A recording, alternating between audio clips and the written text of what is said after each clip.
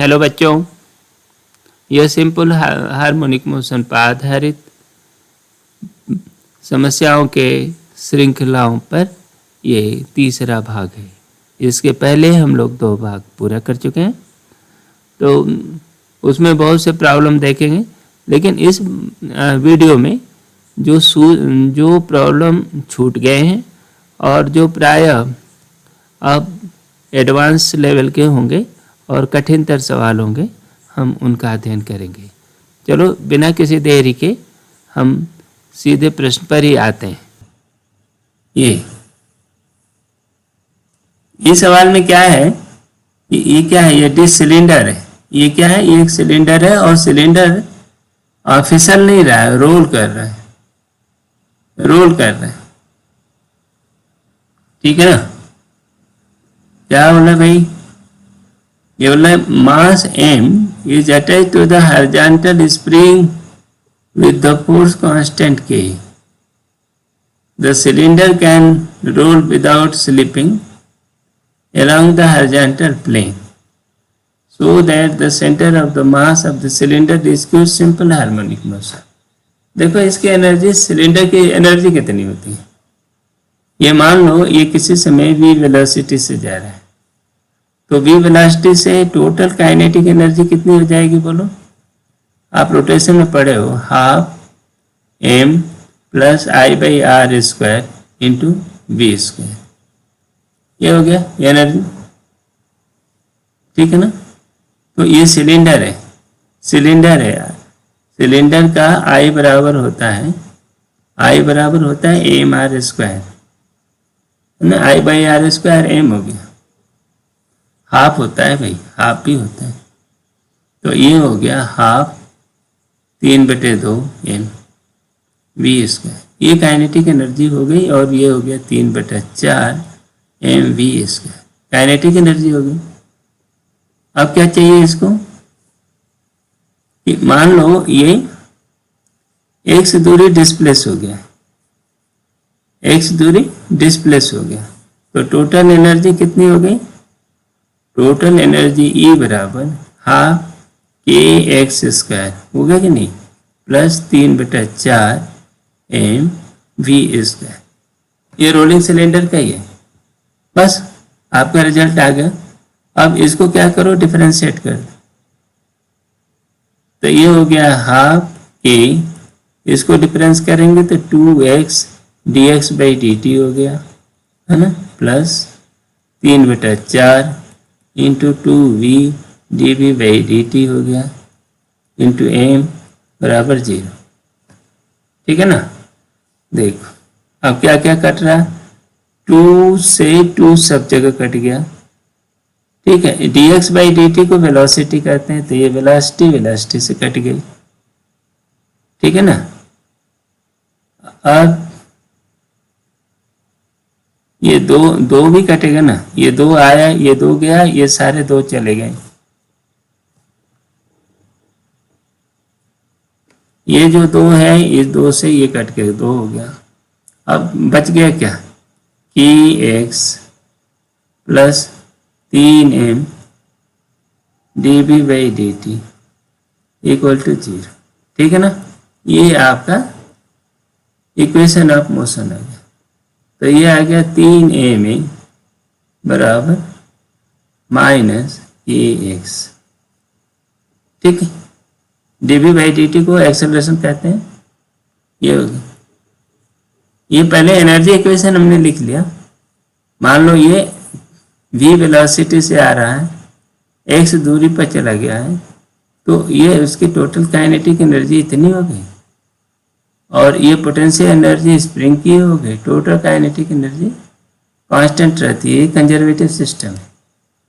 तो देखो ओमेगा बराबर कितना हो गया, k बाई ओमेगा स्क्वायर बराबर k बाई 3 है, ठीक है। क्या टाइम पीरियड चाहिए,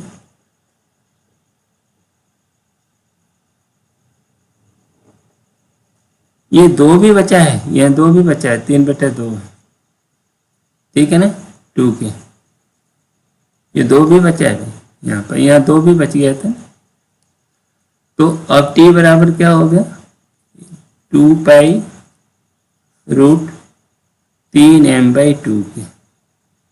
बस ये आपका रिजल्ट है।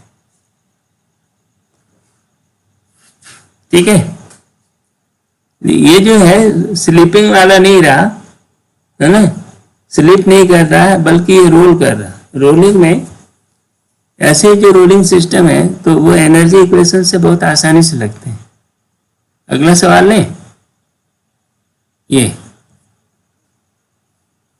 ये सिस्टम मान लो ये एम है, ये के है, ठीक है ना। तो अब ये देखो, मान लो ये एक्स चला गया, ठीक, ये नीचे आ गए कितना, एक्स आ गए, -x नीचे आ गए। तो अब इसका एनर्जी सिस्टम देखो, एनर्जी बता दें कितना हो गया, ½ ये पोटेंशियल एनर्जी हो गई, इसकी खिंच गया तो, और ये नीचे आ गए तो -mgx आ गया। बस यही तो सिस्टम। अच्छा, ये पुली भी भारी है क्या, पुली है क्या, attach to the wall card place the pulley, pulley दिया है, ये पुली की भी एनर्जी होगी भाई, पुली की भी आई है और ओमेगा से घूम रही है, ठीक है ना। तो पुली की भी एनर्जी हो गई कितना, ½ I ω²।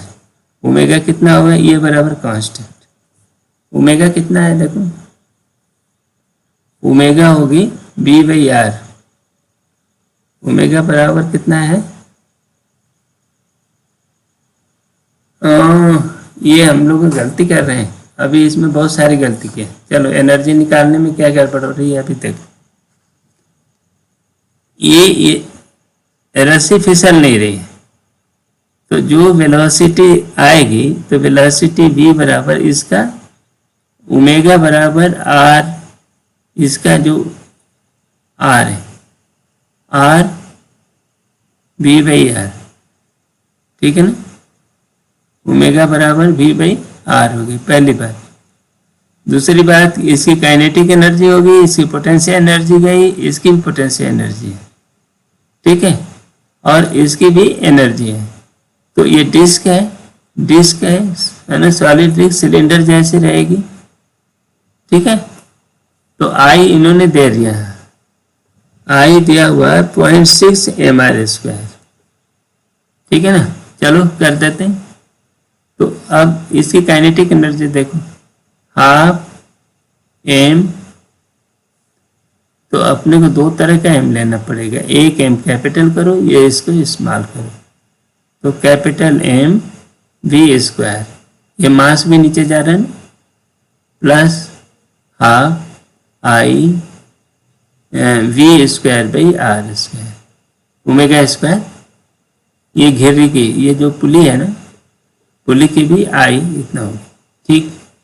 अब पोटेंशियल एनर्जी कितनी हो गई, +kx², ये तो स्प्रिंग की हो गई, -mgx हो गया, ये नीचे आ गया तो -mgx, बस और कुछ तो है नहीं, और ये कांस्टेंट ई होगी।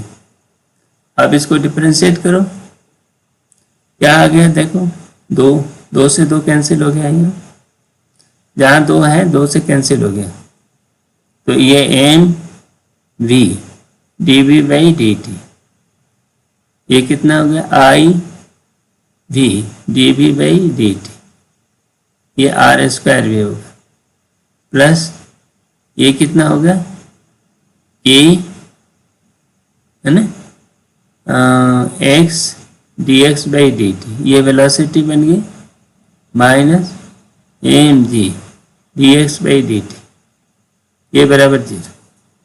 देखो dx/dt वेलोसिटी है, v जहाँ कहीं भी है सब खत्म हो गया, तो m + I/r² कितना हो गया है, dv/dt, प्लस ये क्या हो गया, kx - mg बराबर 0, ठीक। अच्छा, ये जो है आई बाई आर स्क्वायर दिया है, आई बाई आर स्क्वायर बराबर हो गया 0.6 एम दिया है नहीं? एम क्या है?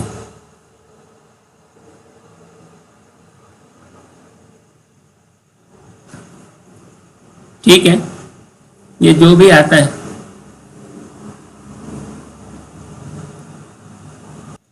यहां देखो क्या क्या दिया है। इसका मास दिया है, इसका मास दिया है 0.5 kg। ठीक, पुली का मास दिया है 5 kg दे दिया। ठीक, पुलिस का मास 5 kg दिया है। ठीक, ये बन गया, ये दिया। के का मान दिया है 20। बस हमको कुछ चाहिए नहीं। देखो एम दिया है 0.5, एम बाई आर दिया है 0.6 प्लस 0.6 गुणित 5। ठीक है ना, ये हो गया ए। और के दिया है कितना? 20x। एम जी का कुछ लेना देना नहीं फ्रीक्वेंसी में, है ना? एम जी का ये कांस्टेंट बस कर कहने के लिए। तो ये हो गया 6×5 30, 30 मैंने 3, ये हो गया 3.5 ए। तो ये हो गया 3.5 ए बराबर -20x। ठीक है ना, प्लस एम जी रहेगा, रहने दो, कोई फर्क नहीं पड़ता। तो इसमें ओमेगा स्क्वायर बराबर हो गई 20/3.5।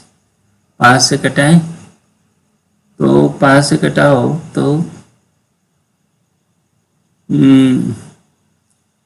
ये नीचे हो गया 7 और ये हो गया 8, 80। ये 0.5 था इसीलिए 80 कर दिया, है ना? 80/7 हो गया। Omega equal to 4√5/7। ठीक है ना, ये ओमेगा हो गया। चाहिए क्या इसको? फ्रीक्वेंसी ऑफ ऑसिलेशन, ऑसिलेशन ये मिला ओमेगा।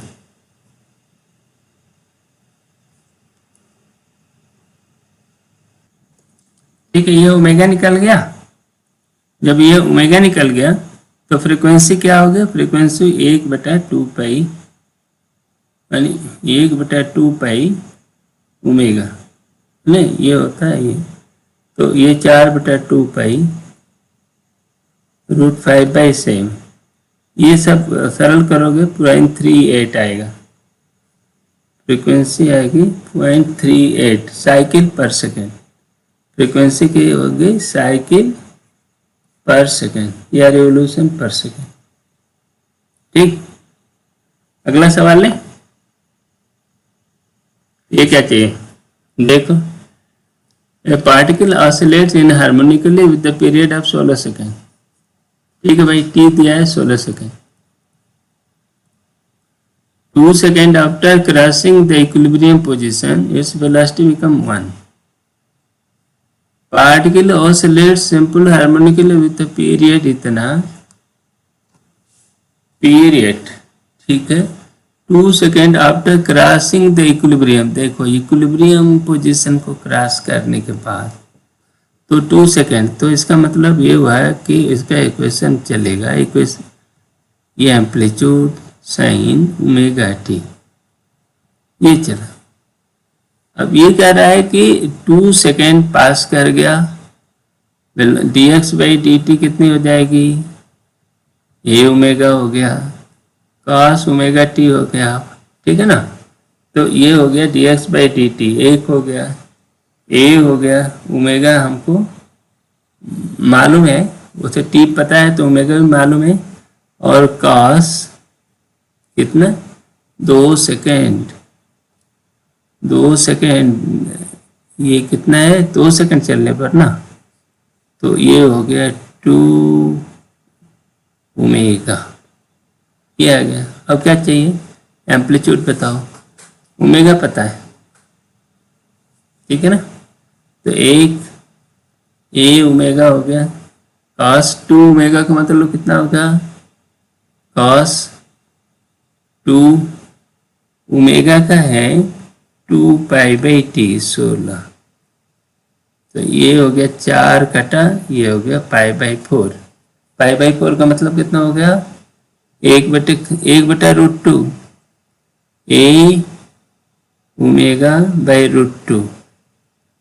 ठीक है ना, ओमेगा दिया है, ए निकालना है, a/√2। ठीक है, ओमेगा की वैल्यू है 2π/t है, 16 है, तो ये हो गया 8। ठीक है ना, तो अब बस आप रिजल्ट तो निकल गया तुम्हारे। ए बराबर क्या हो गया? 8√2/π। ठीक, ये हो गया। देखो बस ये ध्यान रखने की बात है कि crossing the equilibrium, equilibrium cross करने के बाद, है ना, तो इक्विलिब्रियम पोजीशन के संदर्भ में ये साइन फंक्शन से काम चलता है। ठीक है, और इसके बाद 2 सेकेंड से लिया नापा।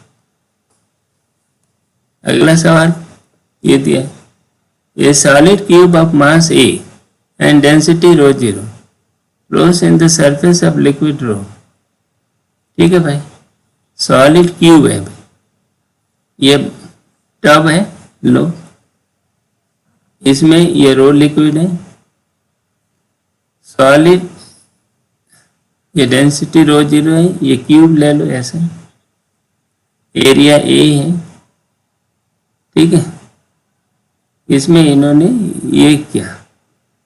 ठीक है भाई, अब मान लो कि ये एच जो है इसकी साइड कितनी है, कुछ पता नहीं, इसकी साइड मान लो एल है ना, और एच ये नीचे गया हुआ है, एच जो है डूबा हुआ है।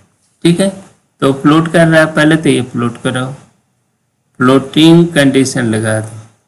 ये क्या हो गया? वॉल्यूम, तो एरिया, चलो L² एरिया, ठीक, L³ हो गया पूरा वॉल्यूम, ρ0 जी, ये वेट हुआ ना इस पूरे वॉल्यूम, पूरे क्यूब का, और ये बराबर हो गया L² एरिया, ये L² हो गया, L² H, ये वॉल्यूम डूबा हुआ है, ρ लिक्विड। ठीक है ना, तो अब आपको क्या देखो, L² से L² कट गया, Lg/H इक्वल टू, यार ये पता नहीं क्या देगा, अभी यही करो, यहीं पर लो, L ρ0g equal to H ρ, ये एक आपका रखा है।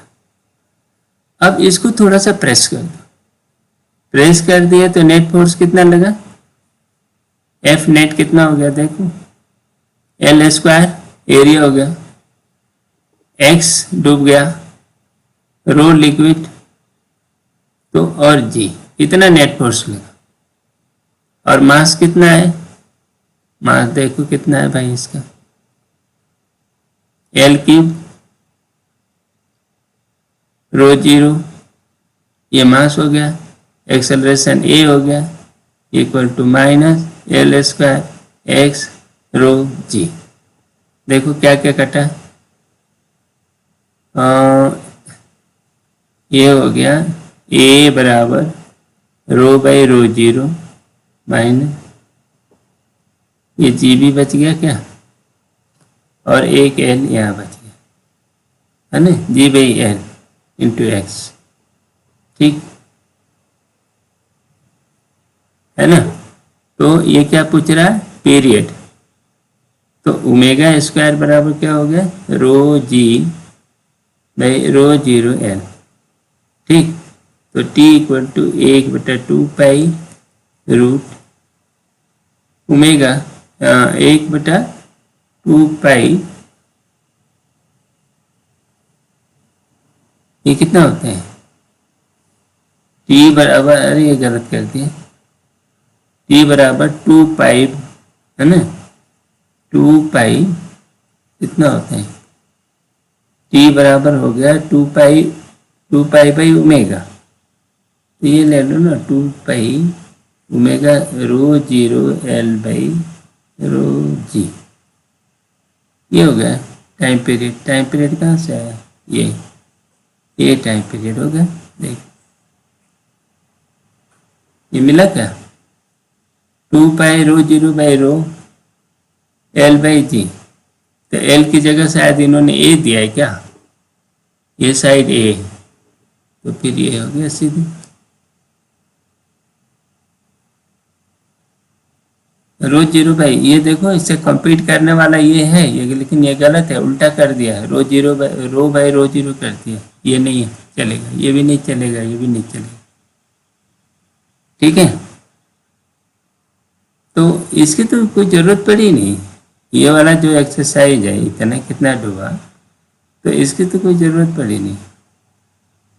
हाँ इसकी जरूरत पड़ सकती है यदि एच दिया हो, एच तो दिया ही नहीं, कितना डूबा हुआ है, और रो एल को हमको एलिमिनेट करना हो, तो ये तो सीधे सीधे ये फ्लोट करने दो, और फ्लोट करने के बाद एक्स नीचे आ जाने दो, है ना, तो इसी से काम चलिए। ठीक, जो नेट फोर्स निकल रहा है M A equal to net force, उसी पर से करो तो तुम्हारा ये इक्विलिब्रियम, ये जो इक्वेशन ऑफ मोशन है वो निकल जाएगी। ये क्या है, हाँ इसमें जो ब्लॉक है ये mass M is kept on the smooth surface, रखो भाई, ठीक है। टचेज द टू स्प्रिंग, ये भी सही बात है। Initially spring are their natural length, ठीक है। Now the block is shifted L by two, इस ब्लॉक को हमने L by two, L zero by two shift कर दिया, किस साइड में, from the position in a way that it is compresses the spring and released, ठीक है भाई। एल जीरो बाई टू इधर खिसका दो, एल जीरो बाई टू, ठीक है। तो ये स्प्रिंग है, और इसके बाद एल जीरो बाई टू इन्होंने छोड़ दिया, तो ये एल जीरो बाई टू का इसका तो टाइम पीरियड चाहिए ना खाली, तो एल से एल जीरो बाई टू से कोई लेना देना है नहीं, इसको क्या करो एक्स खिसका दो, एक्स इधर हमने प्रेस कर दिया, ठीक है। तो ये स्प्रिंग कितना फोर्स लगाएगी इस साइड में, 4kx, ये खिंच जाएगी तो ये लगा देगा kx, तो टोटल फोर्स देखो, मास है एम ए, है ना, फोर्स कितना लग रहा है माइनस 4kx, एक ने लगाया दूसरे ने लगाया kx, तो ये कितना है 5kx लगा दिया, ठीक है ना। कुल मिलाकर ये लग रहा है कि ये स्प्रिंग दोनों पैरेलल में है। दूसरा ये स्प्रिंग ये 4k वाली है और ये k वाली है, और मास इतना है, और इस, ठीक है, मास है तो ये 5k, ये तो ओमेगा स्क्वायर हो गया 5k बाई एम। देखो ये equation of motion simple harmonic motion का ये हो गया, तो t बराबर कितना हो गया 2 pi by M by 5k, ठीक, m बाई 5k कहीं है ये, ठीक है। नेक्स्ट ये क्या बोल रहा है, ये जो ये रॉड है यहाँ पर, ये रॉड लोग जो है इनका एंग मॉडुलस है, तो ये आएगा तो पहले इनको कंप्रेस करेगा, ये स्प्रिंग की तरह बिहेव करेंगे, ठीक है ना।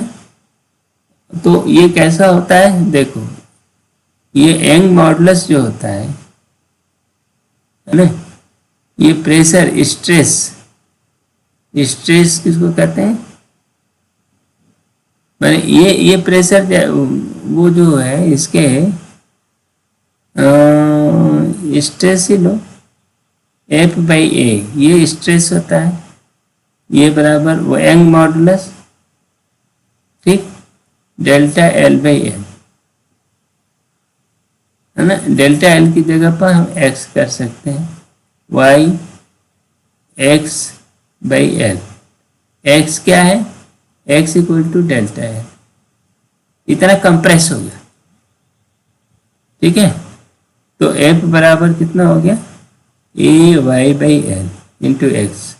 तो के का मान क्या होगा, इसको समझो ये स्प्रिंग है, के ए वाई बाई एल, बस भूल जा, खत्म। ये यंग मॉडुलस तो सब किनारे हो गया, ये के का मान ए वाई बाई एल हो गया। तो इस सिस्टम को ऐसे समझो, एक स्प्रिंग ऐसी है यहाँ रखी है, एक स्प्रिंग ऐसे रखी है, और बीच में इनकी दूरी एल है। टाइम पीरियड चाहिए क्या इसको, मांग क्या रहा है, elastic and this the time period of small M will be, हाँ टाइम पीरियड चाहिए। तो ये देखो यहाँ पर जब ये ब्लॉक टकराएगा तो ये जाएगा, प्रेस करेगा, वापस आएगा, तो इसका टाइम पीरियड कितना क्या होगा, ये स्प्रिंग की तरह बात करो, T1, T1 equal to 2 pi by root M by K, M by K, ठीक है। लेकिन ये क्या है, आधा ही चक्कर लगा रहा है, ये आधा प्रेस किया फिर लौट कर आया, तो ये T/2 ही लगेगा, यहाँ भी T/2 लगेगा।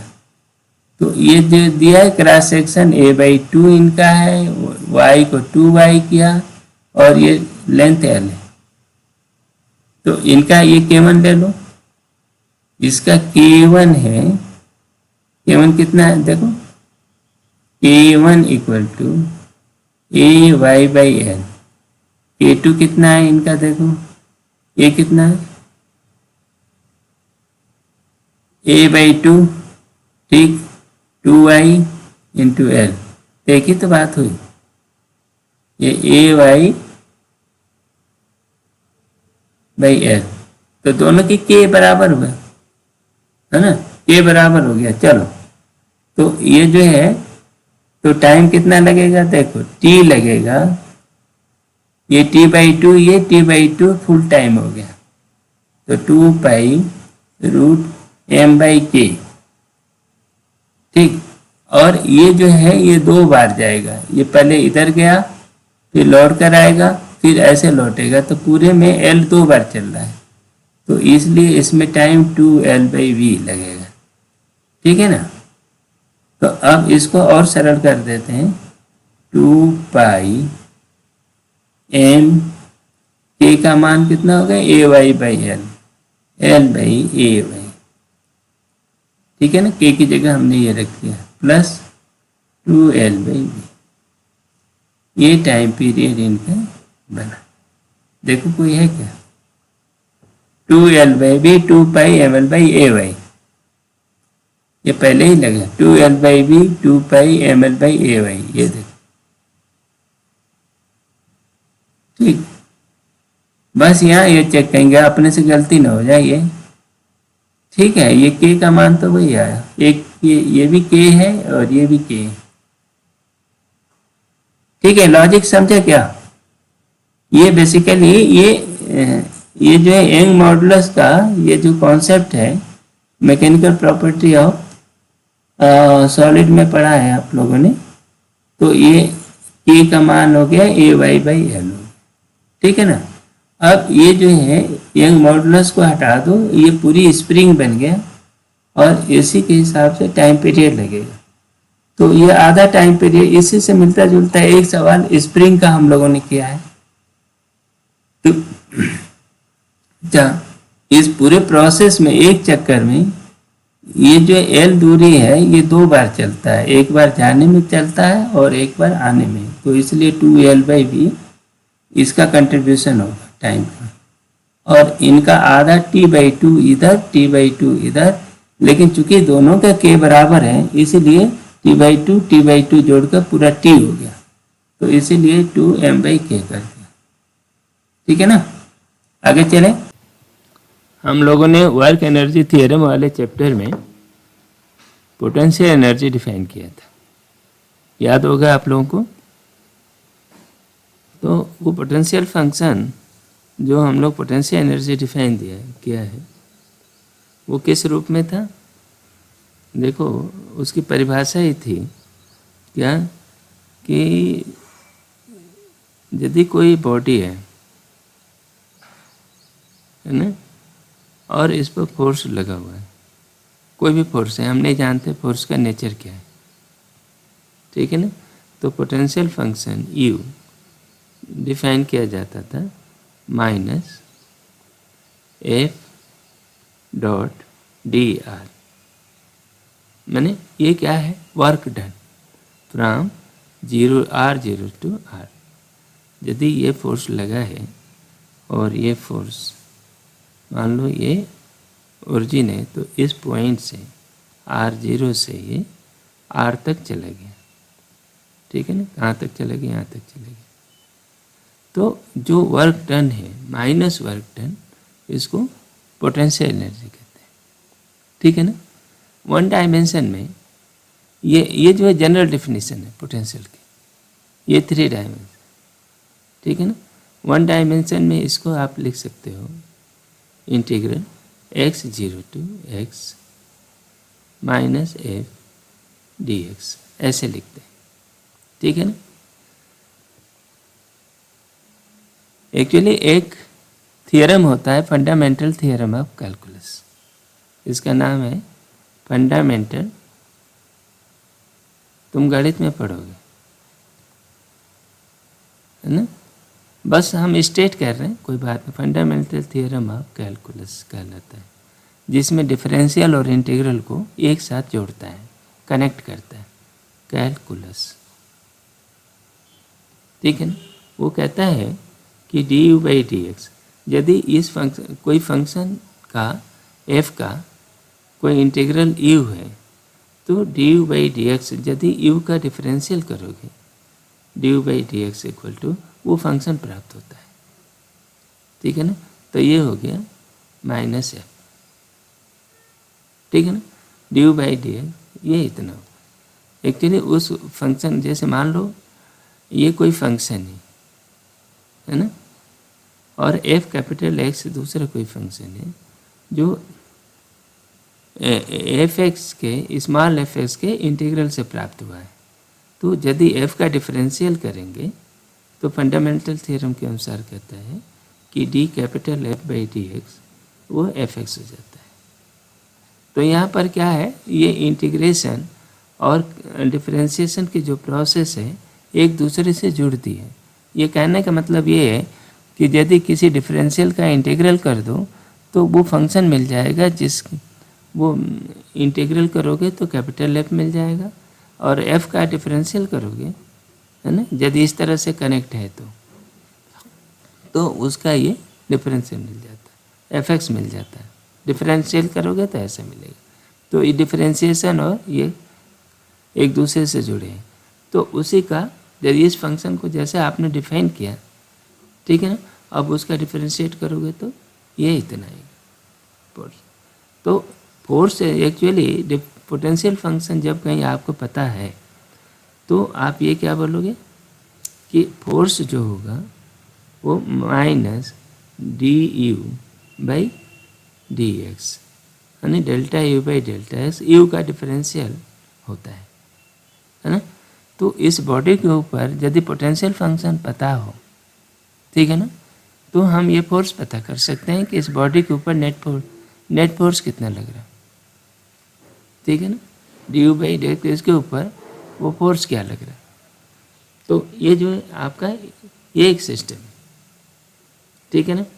और यही जब 3 डायमेंशन में जब यदि ये रहता है, मान लो U potential function 3 dimensional function है, एक्स वाई जेड तीनों इन्वॉल्व है, कई जगह आपको मिलेगा, ठीक है ना। तो उस स्थिति में क्या होगा कि एफ जो होता है ना, एफ एक वेक्टर मिलता है, वो होता है minus delta U by delta X I delta U by delta Y J. कई जगह इस फार्मूले का तुमको उपयोग पड़ेगा।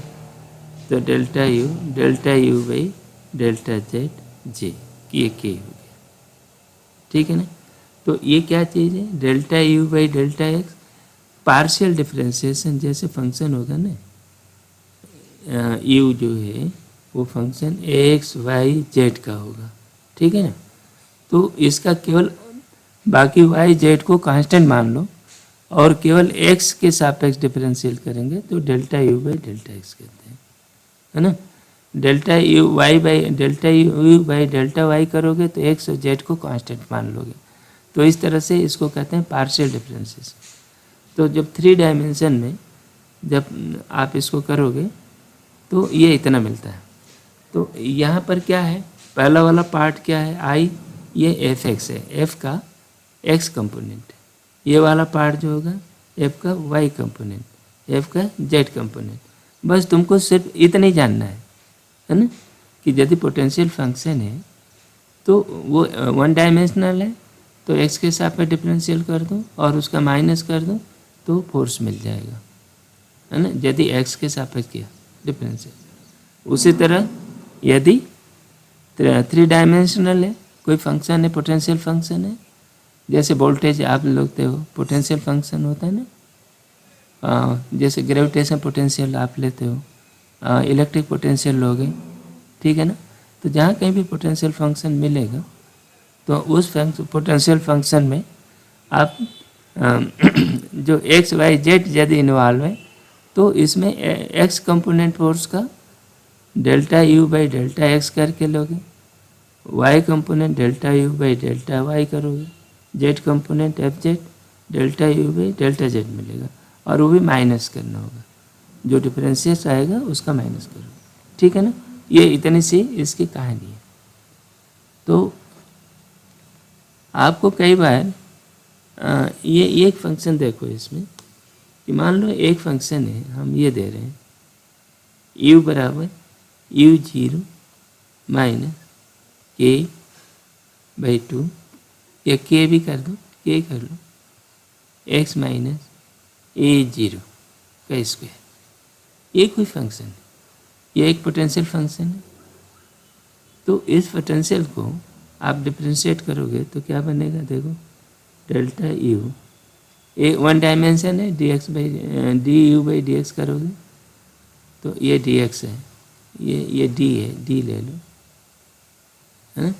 एक्चुअली जब पार्शियल डिफरेंशिएशन करते हैं तो ये डेल्टा उपयोग करते हैं, delta U by delta X कहते हैं। और यदि टोटल डिफरेंशिएशन करते हैं तो D U by D x कहते हैं, है ना। तो यहाँ पर तो 1 डायमेंशन है तो यहाँ पार्शियल की बात है नहीं, D U by D x ये कितना हो जाएगा, देखो u0 एक कांस्टेंट है, ये कांस्टेंट है ना, ये वेरिएबल है तो ये हो गया minus 2k x minus x0, ठीक है।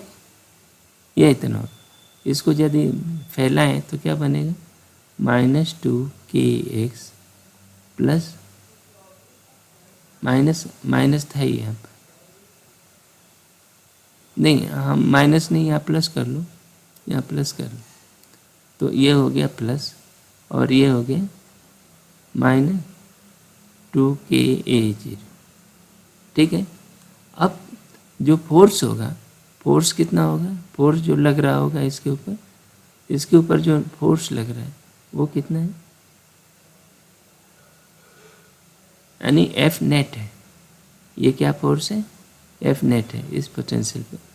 ये कितना हो गया, माइनस कर दो, माइनस 2kx, है ना, प्लस 2ka0, 2 ही आ रहा है ना, हाँ 2ka0, ठीक है ना, ये force.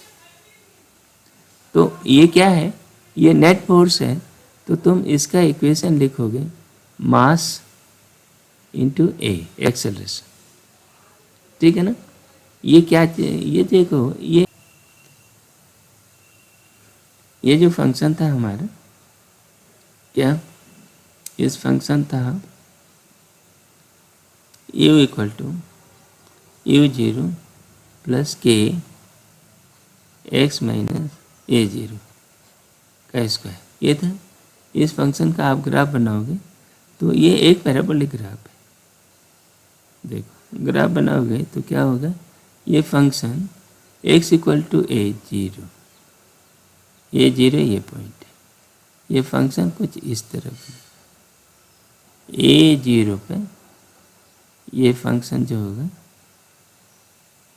x equal to A zero पर मिनिमम बनेगा और इस पॉइंट पर इसकी वैल्यू होगी कितनी, u जीरो। ये u दिखा रहे हो यहाँ पर, ये x जीरो। ये फंक्शन कुछ इस तरह का होगा, ठीक है ना। और इस तरह के फंक्शन में जो फोर्स लगेगा वो कितना हो रहा है, delta u by delta x minus, ठीक है ना। यही नेट फोर्स है, ठीक है। अब जो ma आपका निकला, ये पूरा सिस्टम एक स्प्रिंग फोर्स के इक्विवेलेंट है, जैसा बताया था आपने। और ये जो फोर्स कितना हो गया, minus 2k X minus A zero, ठीक है ना। तो ये फोर्स, तो फोर्स है माने ये नेट फोर्स है ना। इस पोटेंशियल फंक्शन में जिसकी एनर्जी इससे गवर्न हो रही है उसका नेट फोर्स ये है। ये इक्विवेलेंट क्या है, M A equal to minus 2k X minus A zero, ठीक है ना। तो ये 2k एक्स वाला जो पार्ट है, minus 2k x plus 2k A zero, है ना। ये इतना, ये वाला जो पार्ट है ये कांस्टेंट फोर्स है, ये कांस्टेंट फोर्स है और ये एक वेरिएबल फोर्स है, ये स्प्रिंग फोर्स की तरह। तो इसको आप लिख सकते हो minus 2k x plus force एक एफ जीरो, एक कांस्टेंट फोर्स। ये एक स्प्रिंग के इक्विवेलेंट होगा जिसमें एक मास लगा हुआ है और इसके ऊपर एक कांस्टेंट फोर्स एफ लगा हुआ है, एफ जीरो लगा हुआ है, ठीक है ना। इसके मोशन के सम्प्लेट है। अच्छा, इस मोशन को जरा देखो कि रेस्ट पोजीशन कहाँ होगी, ये वो पोजीशन बताओ जहाँ पर ए जीरो होगा। ए जीरो होने के लिए पोजीशन क्या है, यहाँ से देखो, ये जो सिस्टम है ये ए जीरो होने के लिए पोजीशन क्या है, X equal to A zero, है ना। X equal to A zero पे, X equal to A zero पे क्या होगा, ये नो एक्सेलरेशन, नो एक्सेलरेशन, ठीक है। और एक्सेलरेशन नहीं तो फोर्स क्या है, नो नेट फोर्स, है ना, नेट फोर्स। ये क्या है, इसी को इक्विलिब्रियम पोजीशन कहते हैं नॉर्मली। तो ये X equal to A zero पर नो नेट फोर्स, फोर्स नहीं लग रहा, तो ये इक्विलिब्रियम पोजीशन बनता है ना। अब ये इस इक्विलिब्रियम पोजीशन पर तुम्हारा इक्वेशन ऑफ मोशन तो ये बन गया। इसका जो ये सिस्टम बना देखो क्या, A equal to minus 2k by M X plus 2k A zero by M, ठीक है ना।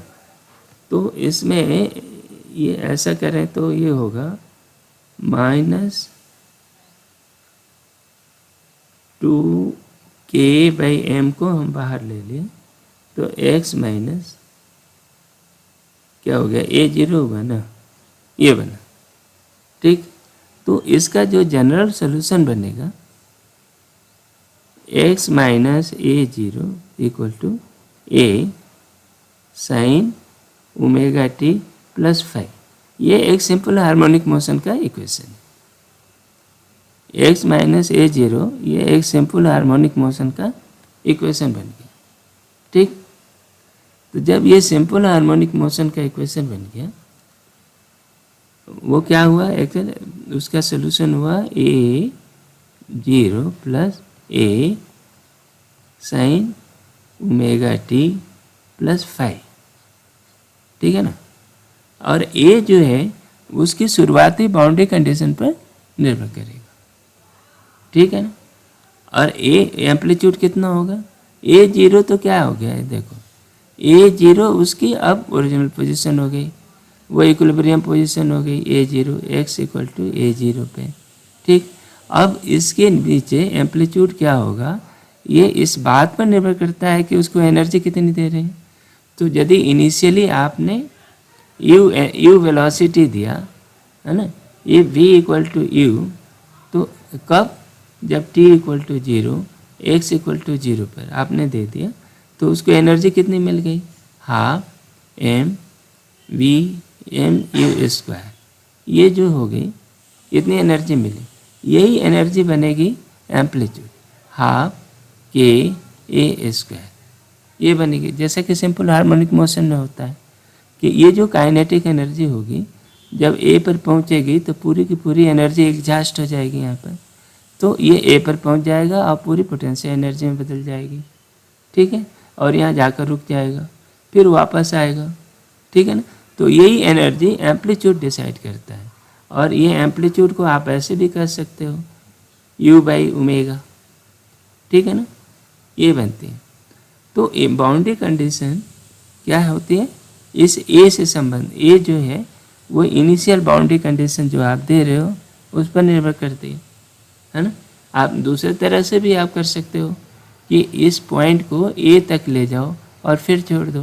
तो जब ऐसा करोगे तो ए खुद ही खुद अपना एम्पलीट्यूड बन जाएगा और एनर्जी, रेस्ट पोजीशन पे एनर्जी कितनी आ गई, क्योंकि आप खींच करके ए पर ले गए तो कुछ काम किए होगे, वर्क किया होगा, और वही वर्क यहाँ पर काइनेटिक एनर्जी में बदलेगा।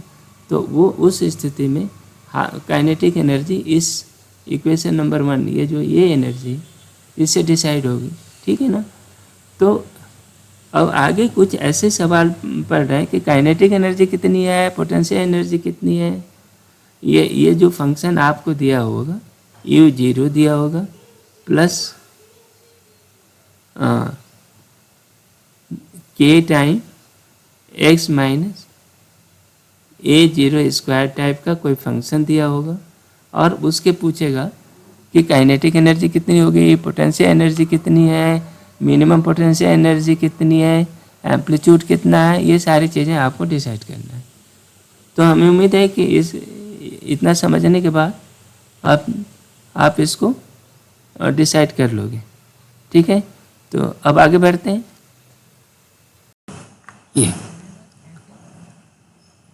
ये सवाल में क्या बोलना है, इसमें ये बस ये पूछ रहा है कि ये ग्राफ को आप समझ रहे हो कि नहीं, उसी पर ढेर सारे सवाल ये मैच बना रहा है ना। ये क्या है, मैच ऑप्शन है, इसमें ABCD है और उसमें कुछ ऑप्शन है। ये पूछा है displacement of the particle at T1, ये सिंपल हार्मोनिक मोशन है, उसका ग्राफ ये दिया हुआ है। फिर ये कह रहा है कि आप T1 पर डिस्प्लेसमेंट बताओ क्या कैसा है, displacement of particle at T1, T1 ये है, ये जगह यहाँ पर डिस्प्लेसमेंट ये बनी, ये x है। तो ये जो डिस्प्लेसमेंट है एट T1 पर 0 है, पॉजिटिव है, निगेटिव, मैक्सिमम, देखो पॉजिटिव है ना, तो पॉजिटिव हो गया। देखो ए का क्या हो गया, क्या Q हो गया ना। अच्छा, दूसरा displacement of particle at T2 के ऊपर देखो, इस पॉइंट पे 0 है, B का क्या हो गया, P हो गया, 0 है, यहाँ पर तो 0 है, ये इक्विलिब्रियम पोजीशन पर आ गया। Velocity of the particle at T1 पर ये वेलोसिटी बताओ, पॉजिटिव है कि निगेटिव। वेलोसिटी जो है एक्सटी ग्राफ का जो स्लोप होता है वो वेलोसिटी बताता है, और ये एंगल एक्यूट एंगल है, ठीक है ना, इसलिए ये पॉजिटिव है, तो वेलोसिटी भी पॉजिटिव हो गई। T1 पर C पर पॉजिटिव, कहाँ हो गई पॉजिटिव, Q, ठीक। मैक्सिमम मिनिमम की तो कोई बात ही नहीं है यहाँ पर कहाँ मैक्सिमम मिनिमम आएगा। अच्छा, वेलोसिटी है T2 के ऊपर देखो, वेलोसिटी है टी पॉजिटिव है कि नेगेटिव? डी पर देखो वेलोसिटी है, यहाँ पर वेलोसिटी पॉजिटिव है कि नेगेटिव? स्लोप देखो पॉजिटिव है, पॉजिटिव, ये हो गया क्यू। और इसका देखो ये रेस्ट पोजीशन है, वेलोसिटी मिनिमम है कि मैक्सिमम? तो ये वेलोसिटी मैक्सिमम है, T2 पर विराम पोजीशन पर वेलोसिटी हमेशा मैक्सिमम होती है, तो ये एस भी सही है। ठीक है ना? तो ये ऑप्शन आप समझ गए। अगला सवाल ये देखो, ये बिल्कुल जो पीछे आपने डिस्कस किया शिफ्टेड मीन पोजीशन वाला जो सवाल है वो कुछ इसी तरह का है। ऐसा सिंपल हार्मोनिक मोशन है, उसका एक्सटी इक्वेशन इस तरह दिया हुआ है, यानी विस्थापन टाइम ग्राफ है, डिस्प्लेसमेंट टाइम ग्राफ इस तरह दिया हुआ है। अब ये पूछ रहा है कि मीन पोजीशन बताओ, एक्सट्रीम पोजीशन बताओ। इसके पहले एक्सट्रीम पोजीशन बताओ तभी मीन निकाल पाओगे। देखो एक्सट्रीम पोजीशन इसका क्या है, देखो x बराबर 2 + 2 cos ओमेगा टी, है ना? तो एक एक्सट्रीम पोजीशन का मतलब ये हुआ कि ये जो पार्टिकल है ना ये रेस्ट पोजीशन पर कहीं है। ठीक, अब उससे इधर और इधर मैक्सिमम दूरी तक जो जाएगी, तो ये x1 है, ये x2 है। ठीक है ना? तो देखो सबसे कम क्या होगा, कॉस की वैल्यू सबसे मिनिमम कब होगी?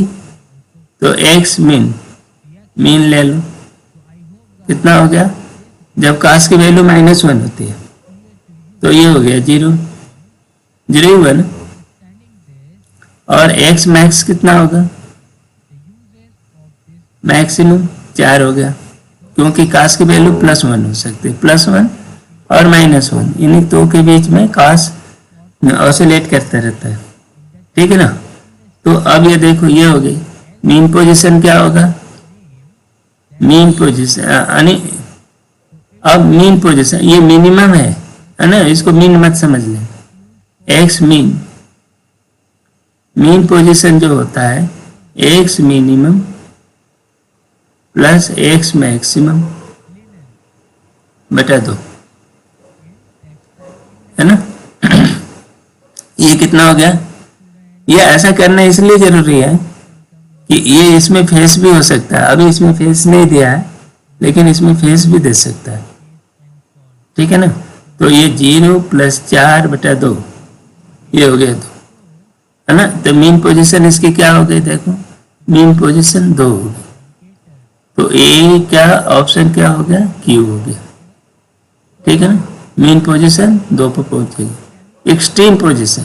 एक्सट्रीम पोजीशन ये मिनिमम और मैक्सिमम की बात कर रहा है, तो एक्सट्रीम पोजीशन बी का क्या है?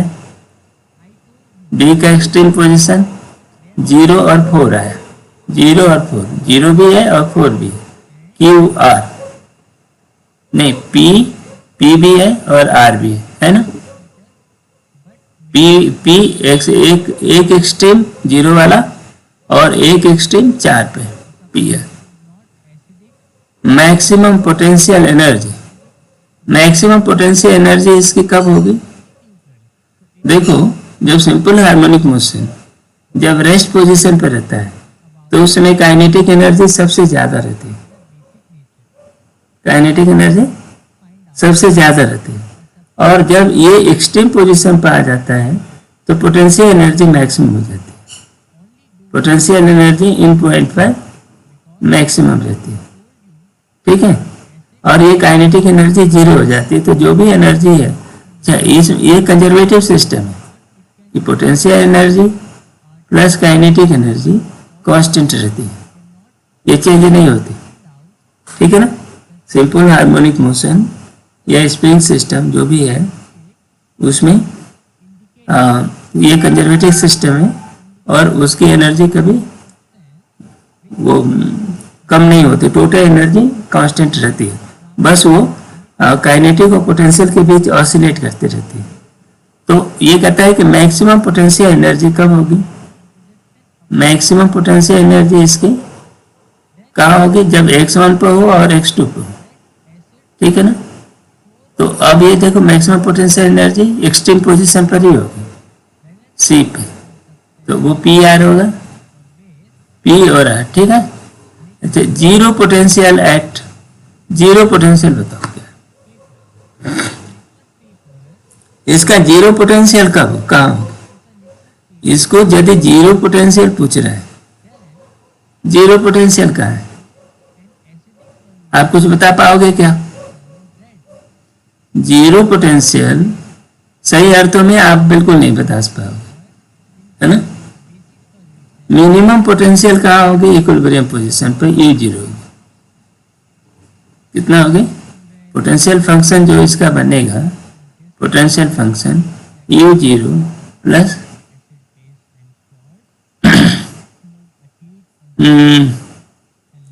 प्लस कितना होता है एक्स माइनस एक्स जीरो का स्क्वायर और के बाई टू, ये रहता है। इस तरह से ये पोटेंशियल फंक्शन वेरी करता है, ठीक है ना। पोटेंशियल फंक्शन का वेरिएशन इसी रूप में रहता है इन जनरल, ठीक है ना। ये एक्स जीरो ये मीन पोजीशन है, ठीक है। तो ये है इनका फ्लक्चुएशन।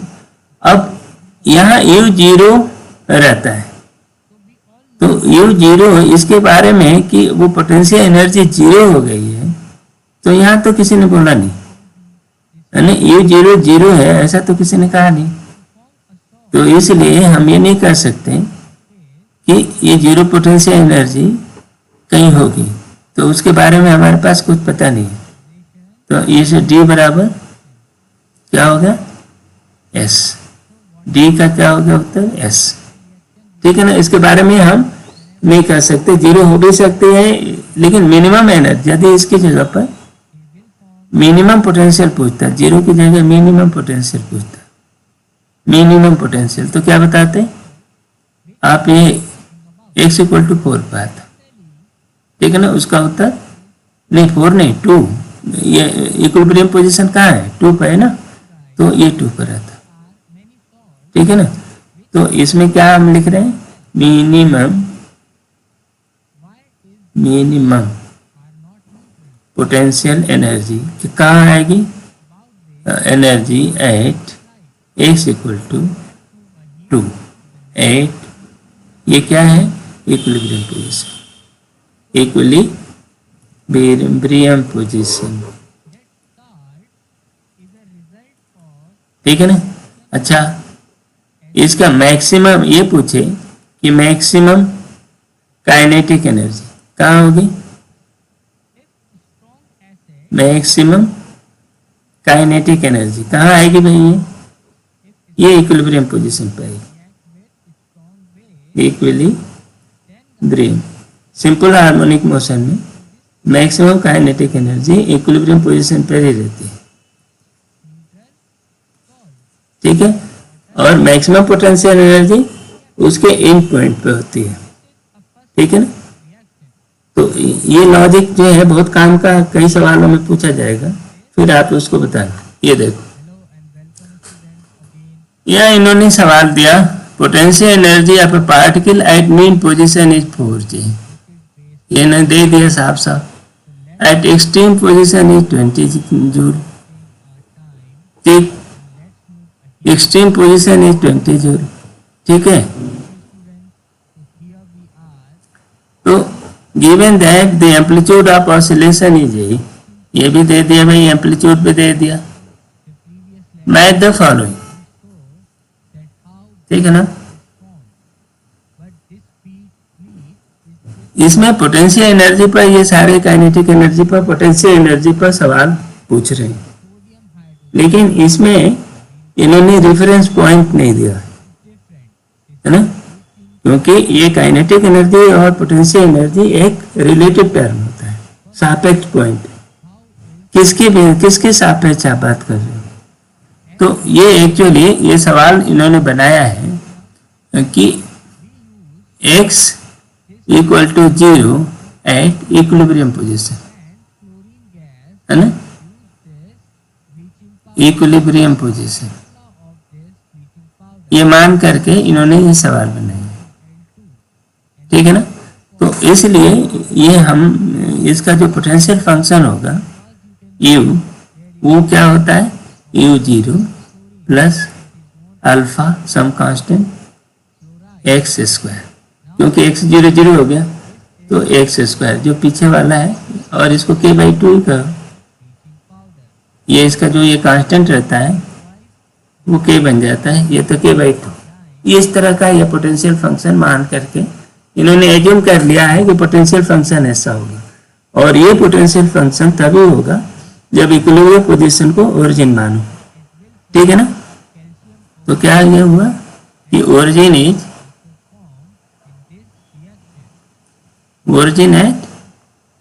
Equilibrium position.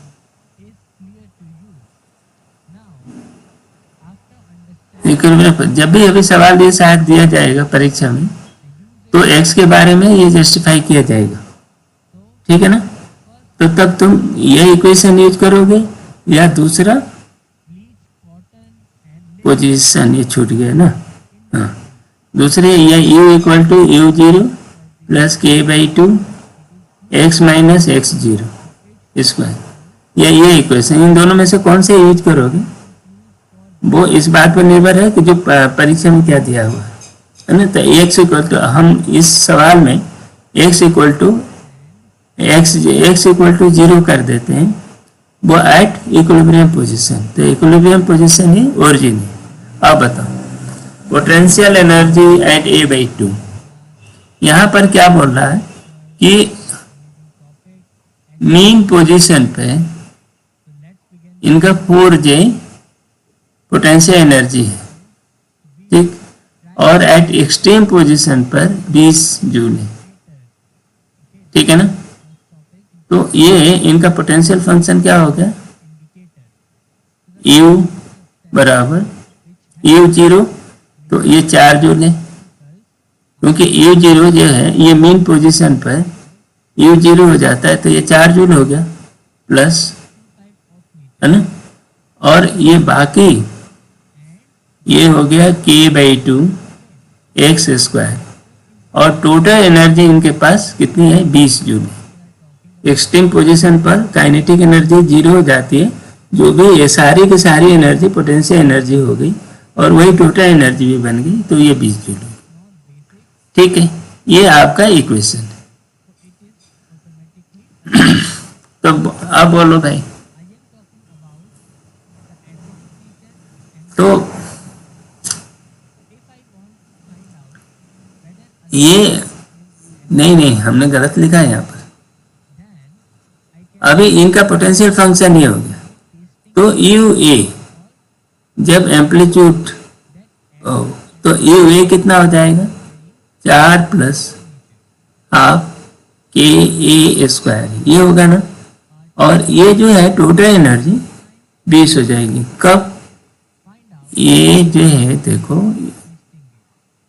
ये x equal to zero equilibrium position, और a पर आप पहुंच गए, और ये माइनस a पर गए, ठीक है ना। तो इस जगह पर ये बोल रहे हैं कि टोटल एनर्जी पोटेंशियल एनर्जी कितनी है 20 हो गई, ठीक है, और यहाँ पर पोटेंशियल एनर्जी 4 रही। तो अब यहाँ पर आया होगा तो ये पूरी की पूरी एनर्जी क्या हो गई होगी, काइनेटिक एनर्जी बन गई।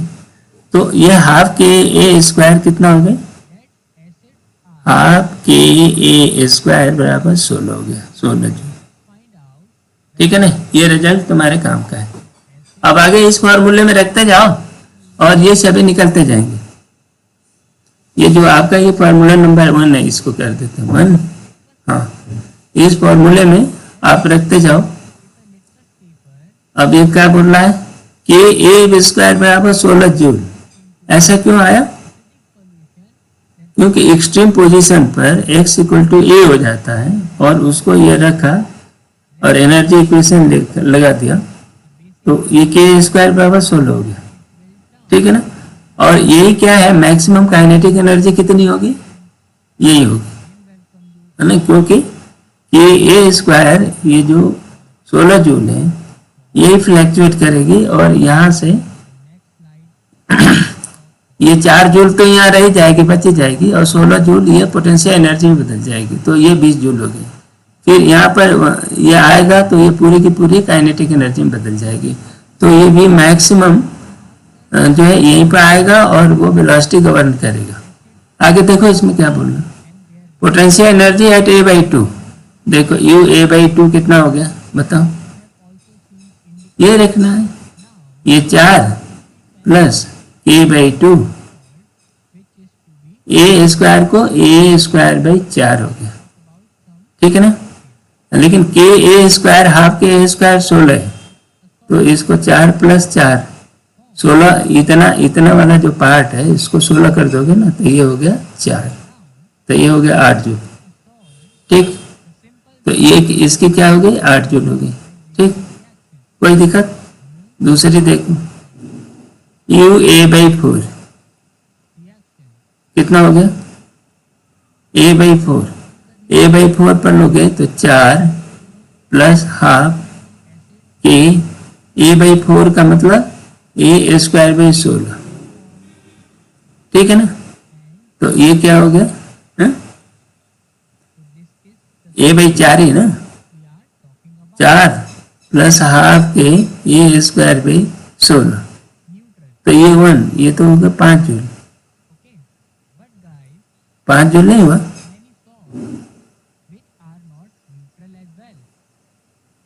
ठीक, ठीक नहीं है, 4 + ½ के a² है, तो ये तो ठीक है, a² 16 होगा, तो ये हो गया 5 जूल, ठीक है, कोई बात नहीं।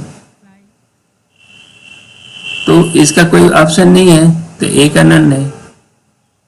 काइनेटिक एनर्जी एट x = 0, देखो काइनेटिक एनर्जी एट x = 0, तो ये देखो ए पर इसकी टोटल एनर्जी कितनी है 20 है, और यहाँ पर 4 रह गई, तो बाकी एनर्जी कहाँ चली गई, काइनेटिक एनर्जी बदल गई, तो ये 16 जूल हो गई। काइनेटिक एनर्जी कितनी हो गई 16 जूल। काइनेटिक एनर्जी एट, अरे ये सॉरी ये 5 जूल जो हुई ना ये पोटेंशियल एनर्जी हो गई, है ना। तो काइनेटिक एनर्जी कितनी हो गई, 20 में से 5 हटा दो, 20 - 5, तो ये हो गया 15 जूल, है ना। ये 15 जूल भी नहीं है इसका। फिर kinetic energy at x = 0, u x = 0 कितना है 16 नहीं 4 है, कितना है u kinetic energy at x = 0, u इतना है, तो काइनेटिक एनर्जी कितनी हो गई, वो 20 में से 4 निकल गए 16 जूल, तो ये जो है ये 16 जूल। काइनेटिक ये गलती 16 क्यों हुआ, a/4 पर 16 नहीं हुआ, ये कट गया, अभी ये हमने गलत लगा दिया था, ऐसा ही करो। ये काइनेटिक एनर्जी एट a/4 पर 15 जूल होगी, जो है नहीं है। काइनेटिक एनर्जी x = 0 पर ये 16 हुआ, ठीक।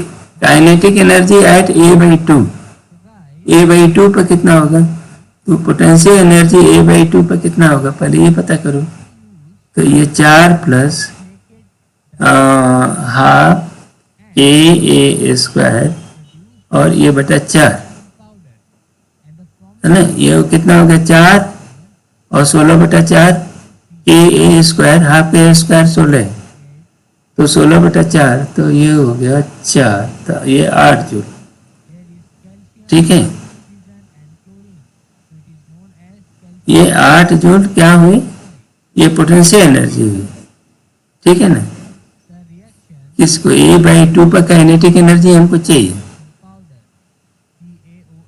काइनेटिक एनर्जी आपको a/2 पर चाहिए, तो ये तो आपका 8 जूल पोटेंशियल एनर्जी निकला।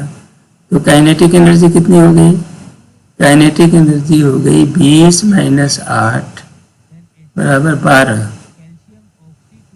12 जूल हुआ। काइनेटिक एनर्जी एट a/2 पर चाहिए,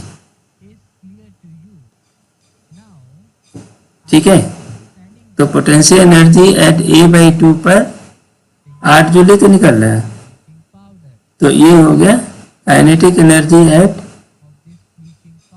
A/2 इज 20 माइनस 8, तो ये 12 जूल, तो ये 12 जूल भी नहीं है, तो ये भी नन ही है। ठीक है,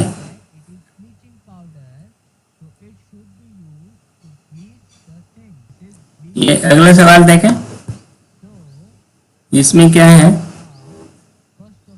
एक पेंडुलम है जो कार की छत से लगा हुआ है, लटका हुआ है, ठीक है ना, रूफ ऑफ कार, और वो जो कार है ये moves without the friction down the inclined plane of inclination alpha, ये फिसल रही है।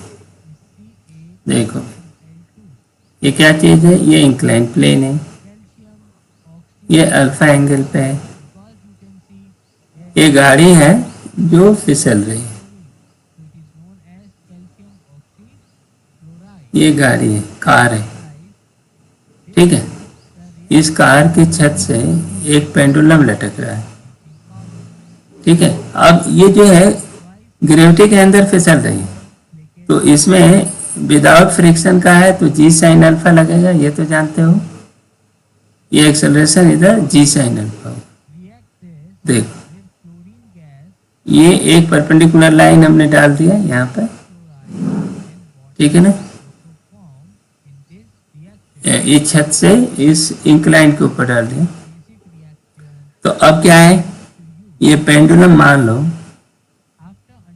पेंडुलम ऐसे लटक रहा है, एग्जैक्टली वर्टिकल नहीं है, ठीक है ना। इसके ऊपर फोर्सेस क्या लग रहे हैं, फोर्सेस या एक्सेलरेशन देखो, तो ये जी साइन अल्फा का ये फोर्सेस लगेगा, इसका ये ऐसे सूडो फोर्स लगेगा, इस पर जी के कंपोनेंट लग रहे हैं, ये देखो जी कास अल्फा ऐसे, और इधर लग रहा है जी साइन अल्फा, लगेगा ना, ठीक है। और ये सूडो ये फोर्स mg लगा, mg को हम ऐसे दो कंपोनेंट में तोड़ दिए, ठीक है ना, कि इसके mg फोर्स के रूप में ही समझो। तो ये क्या है, ये एक mg लग गया, mg कास अल्फा, ये mg साइन अल्फा, और ये mg sine alpha pseudo force भी लगा, लगेगा ए में, तो सूडो फोर्स लगा। तो ये देखो mg साइन अल्फा और mg साइन अल्फा दोनों विपरीत दिशा में, एक तो ग्रेविटी का mg है और ये सूडो फोर्स का mg है, mg साइन अल्फा, दोनों एक दूसरे को कैंसिल कर देंगे। तो फाइनल स्थिति ये हो जाएगी कि ये लॉरी है ना, और ये लॉरी का ये पेंडुलम, पेंडुलम हमेशा इस लॉरी की छत के ये परपेंडिकुलर लटका रहेगी, और ये जी इफेक्टिव क्या हो गया, जी इफेक्टिव हो गया जी का अल्फा, बस ये कहानी है। इसमें जी का अल्फा ये हो गया। अब एल लंबाई है, जी का अल्फा ग्रेविटी लग रहा है, नेट ग्रेविटी, मैंने ये जी इफेक्टिव होगी, कितना हो गया, जी का अल्फा किस दिशा में, परपेंडिकुलर टू इंक्लाइन, ठीक। तो टाइम पीरियड क्या हो गया, पेंडुलम है 2πL/g, जी इफेक्टिव एल, और जी इफेक्टिव क्या है, जी का अल्फा, ये हुआ, ठीक है ना। ये आपका उत्तर हुआ ये। अब इसी का दूसरा वेरिएशन आ सकता है कि जैसे मान लो ये लिफ्ट है, लिफ्ट ए एक्सेलरेशन से ऊपर जा रही है, ठीक है ना, और ये ग्रेविटी में ग्रेविटेशनल फील्ड है, ए एक्सेलरेशन से ऊपर जा रही है, इसकी छत पर से एक पेंडुलम लटका हुआ, टाइम पीरियड क्या होगा, इस पेंडुलम का टाइम पीरियड क्या होगा, तो देखो टाइम पीरियड होगा जी इफेक्टिव क्या हो जाएगा, जी प्लस ए, तो ये हो गया 2π root L by G plus A, ठीक है। और नीचे आ रहा हो तो, और इसका मजेदार स्थिति तब आएगा जब ए इक्वल टू जी से, है ना, जी से ही नीचे गिर रहा हो, तो पेंडुलम ये चलेगा ही नहीं, पेंडुलम वाइब्रेट ही नहीं करेगा, क्योंकि इस पर इफेक्टिव जी 0 हो जाएगा। और फिर वो जी का मान कितना हो जाएगा, जी इफेक्टिव 0 हो गया तो टी का मान अनंत हो जाएगा, तो तब तुमको लगेगा ही नहीं कि पेंडुलम चल रहा है। अच्छा, इसी सवाल का ये जो सवाल छठा है, एक दूसरा वेरिएंस हो सकता है। ये देखो वेरिएंस क्या होता है इसका, ये सवाल ये आता है कि ये जो यही कार है, वो एंगल बताओ किस एंगल पर इक्विलिब्रियम पोजीशन आएगा। जैसे ये है कार, ये है कार की छत, ये है, ठीक है। अब यहाँ से क्या है, ये लटकना चाहिए था वर्टिकल, है ना, इसका नॉर्मली वर्टिकल लटकना चाहिए ना, एम जी तो नीचे ही लगेगा, नहीं है। और यहाँ पर ये देखो, अब ये कह रहा है कि इस दिशा में ए एक्सेलरेशन से, जी से नहीं, ए एक्सेलरेशन से नीचे आ रहा है। तो अब देखो इस साइड में क्या लगेगा, जी कॉस अल्फा, है ना, G M G cos alpha लगा, और ऐसे लग रहा है इस तरह में एम जी साइन अल्फा। ये तो ये फोर्स लगते ही है, ये एम जी के दो कंपोनेंट हो गए, और एक सूडो फोर्स लग रहा है ए में, ऐसे उल्टी दिशा में। तो ये जो नेट फोर्स रहेगा, ये एंगल बनेगा, ये फाई, है ना, तो ये tan फाई क्या बनेगा, देखो ये कंपोनेंट नेट बटा ये कंपोनेंट, तो ये हो गया ए माइनस जी साइन अल्फा बटा जी कॉस अल्फा। ये रहा आपका इतने एंगल पर इक्विलिब्रियम होगा, ठीक है। अब ये जिस एंगल पे इक्विलिब्रियम होगा तो इफेक्टिव जी का मान क्या होगा, जी बराबर हो गया रूट इसका ए माइनस जी साइन अल्फा का स्क्वायर प्लस जी का अल्फा का स्क्वायर। ये इफेक्टिव जी ये हो गया, ठीक है ना। और ये जी इफेक्टिव को लेकर के टाइम पीरियड निकालना, जो जी इफेक्टिव जितना आएगा उसी से ये टाइम पीरियड निकलेगा, ठीक है ना। नेक्स्ट चले, ये क्या बोल रहा है भाई, एक सिंपल पेंडुलम है टाइम पीरियड t1, कितना है, ये t1 है। The point of suspension is now moved upward according to the relation, इतना देखो अपवर्ड, y बराबर के टी स्क्वायर, ये देख रहे हो। तो dy बाई डी टी कितना हो गया, 2kt, d2y एक्सेलरेशन हो गया बराबर 2k। मतलब ये कि 2k से ये लिफ्ट जो है ऊपर जा रही है, अपवर्ड ये रिलेशन, ठीक। Where y with vertical displacement, the time period t2 कितना हो गया, time period k equal to 1 दिया है, k इक्वल टू 1 का मतलब ये 2 मीटर पर सेकेंड स्क्वायर से ऊपर जा रही है, ठीक है ना। तो जी इफेक्टिव कितना हो गया भाई, ऊपर जा रही है ना, जी इफेक्टिव हो गई। ये देखो ये ट्रॉली है, ये जी ये ऊपर जा रही है, तो उससे जी लग रहा है नीचे की ओर, तो जी इफेक्टिव 12 हो गई ना, दोनों जुड़ गए, 12 मीटर पर सेकेंड, ठीक। तो टाइम पीरियड t2 कितना हो गया, t2 कितना हो गया भाई, 1/2 पाई एल बाई 12, ठीक। और t1 कितना था, 1/2 पाई नहीं है, 2 पाई है, टाइम पीरियड में 2 पाई ही रहता है, 2 पाई रूट एल बाई 10, ठीक है ना। अब देखो कितना चाहिए, t1 बाई t2 चाहिए, T1/T2 कितना हो गया, बाकी कट गया, और T1 का ये नीचे आ जाएगा 10, ये आया 12, और ये हो गया स्क्वायर। ठीक, तो ये 6/5 हो गया। हमें चाहिए क्या, द रेशियो ऑफ T1/T2 6/5 है। तो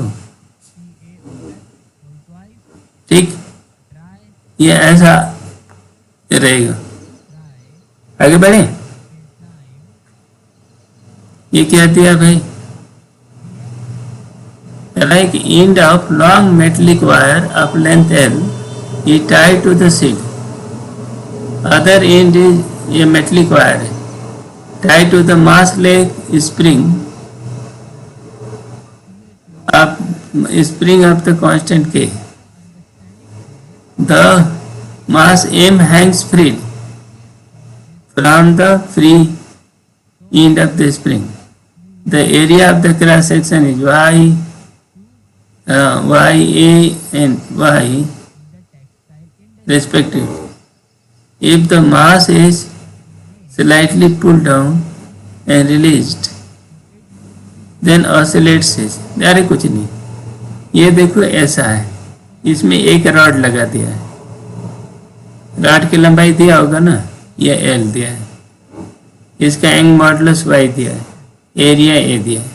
ठीक, इसी से एक स्प्रिंग भी जोड़ दिया है, तो अब ये दो स्प्रिंग सीरीज में हो गई। ठीक है ना, ये दिया स्प्रिंग कांस्टेंट, क्या बोल रहा, ये स्प्रिंग मॉडुलस, स्प्रिंग का भी कुछ दिया है ना, स्प्रिंग ये दिया होगा,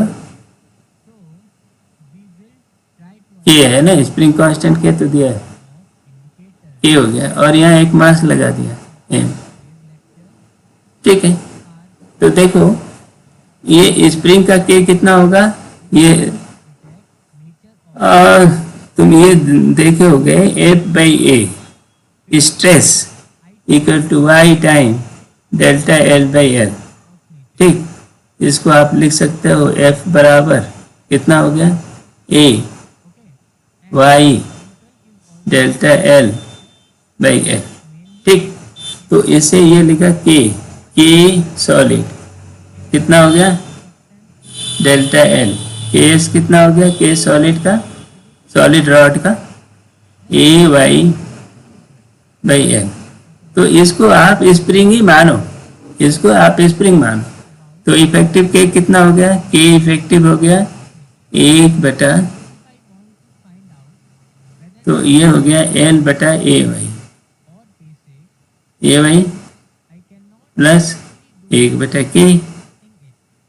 ठीक, इनको जोड़ दें तो ये हो गया KL प्लस AY/KAY,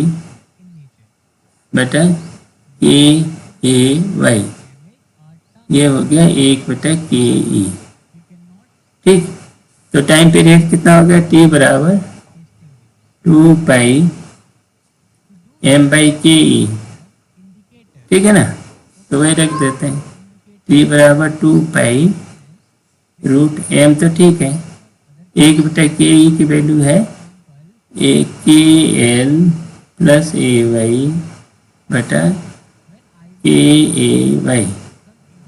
ठीक, ये आपका उत्तर हुआ।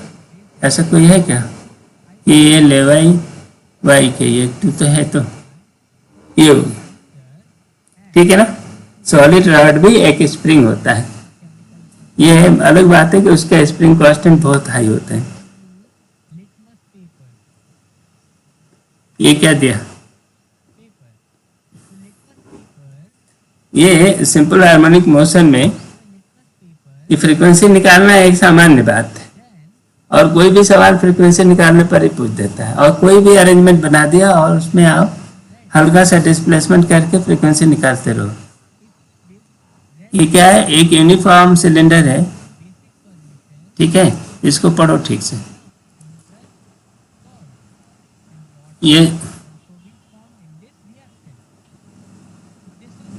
ये सवाल देखो, ये सवाल में ये दिया है ये रिजिड सपोर्ट है, एक स्प्रिंग लगा दिया, स्प्रिंग का कांस्टेंट ए है, इस पर एक ब्लॉक है जिसका क्रॉस मास एम है, क्रॉस सेक्शन एरिया ए, इसको पानी में डुबो दिया है, डुबा दिया भाई इसको पानी में।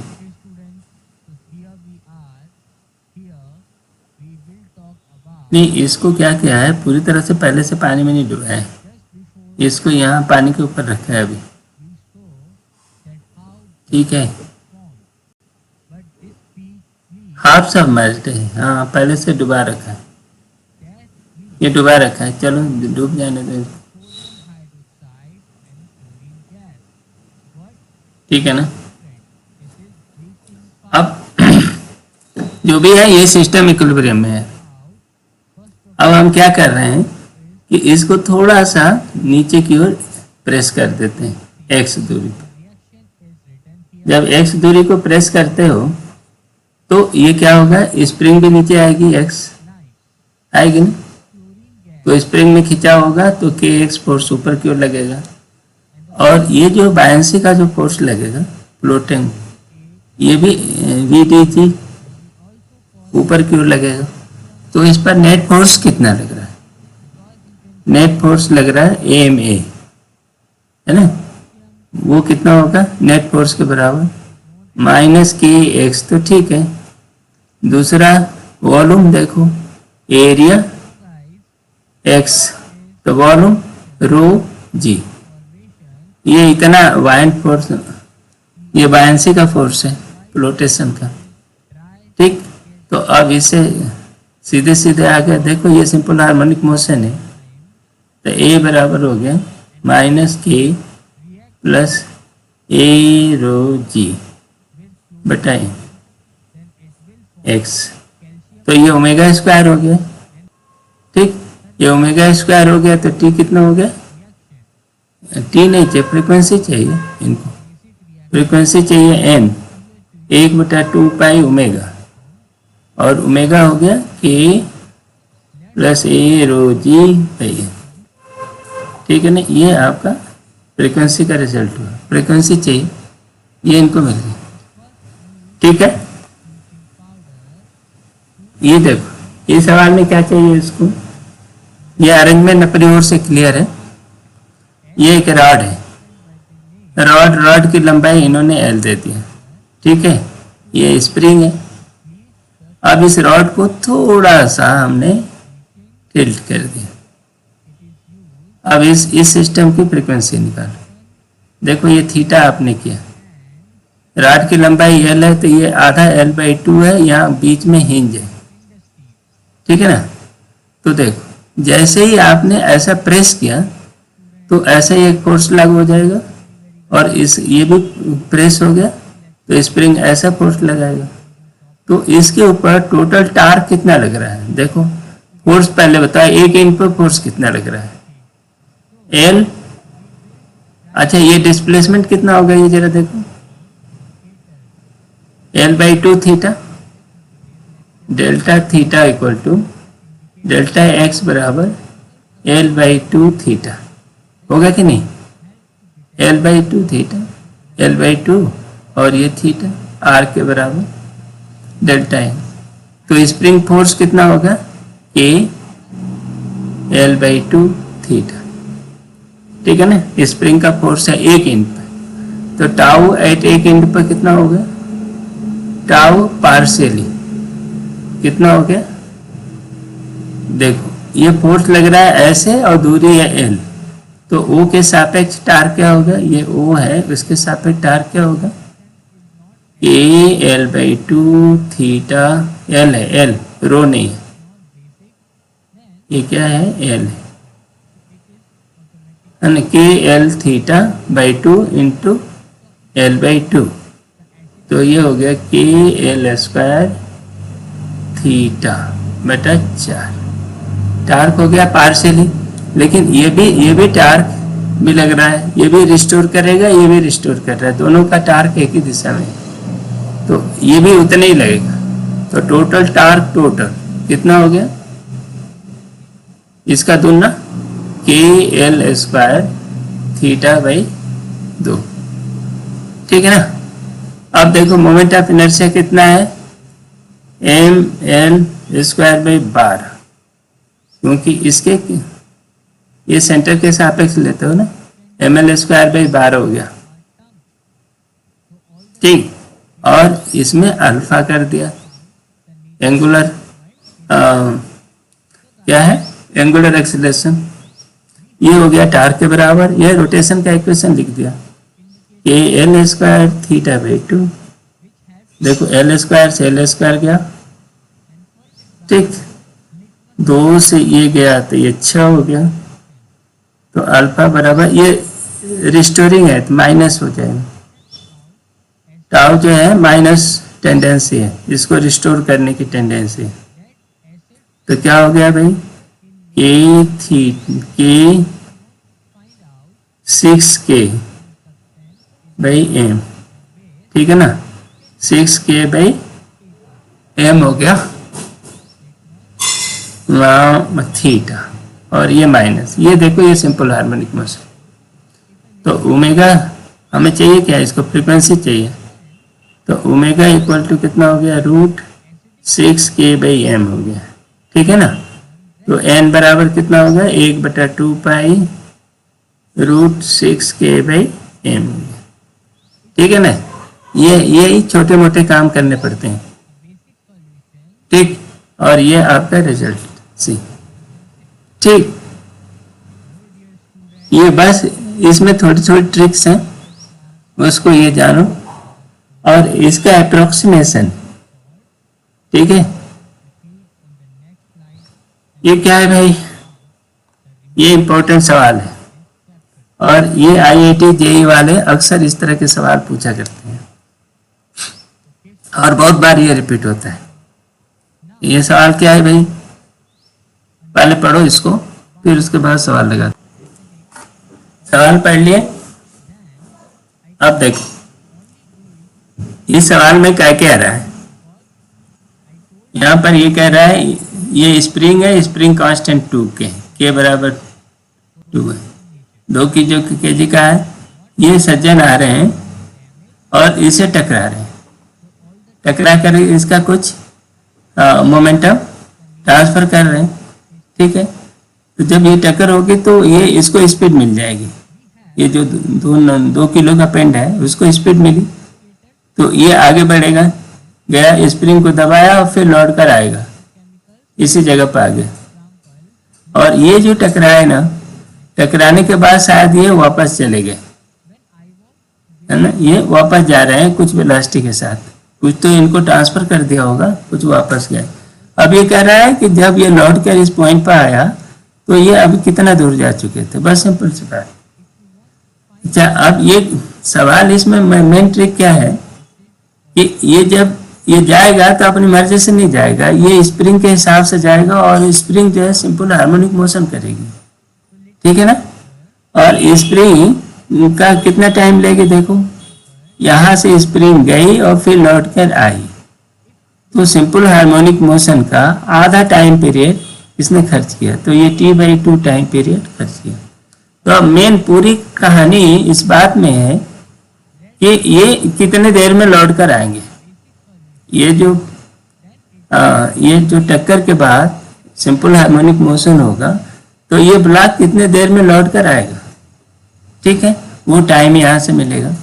दूसरा, ये जब कोलिजन होगा तो इस 1 किलो पिंड के पास कितनी वेलोसिटी होगी और किस दिशा में जा रहा होगा, ठीक, बस ये कहानी है। अब देखो पहला काम है कोलिजन का, कि 1 किलोग्राम है, ये 1 किलोग्राम का पिंड है, 2 की स्पीड से आ रहा है और 2 किलो के एक स्थिर पिंड से टकरा रहा है, बस, ठीक है। और टक्कर के बाद इसकी वेलोसिटी क्या होगी, ये ना, देखो जब भी टक्कर होता है, चाहे कोई भी कोलिजन होता है, तुम कोलिजन वाले चैप्टर में पढ़े होगे कि हमेशा जो डेल्टा मोमेंटम ट्रांसफर होता है वो क्या होता है, μ1 + E,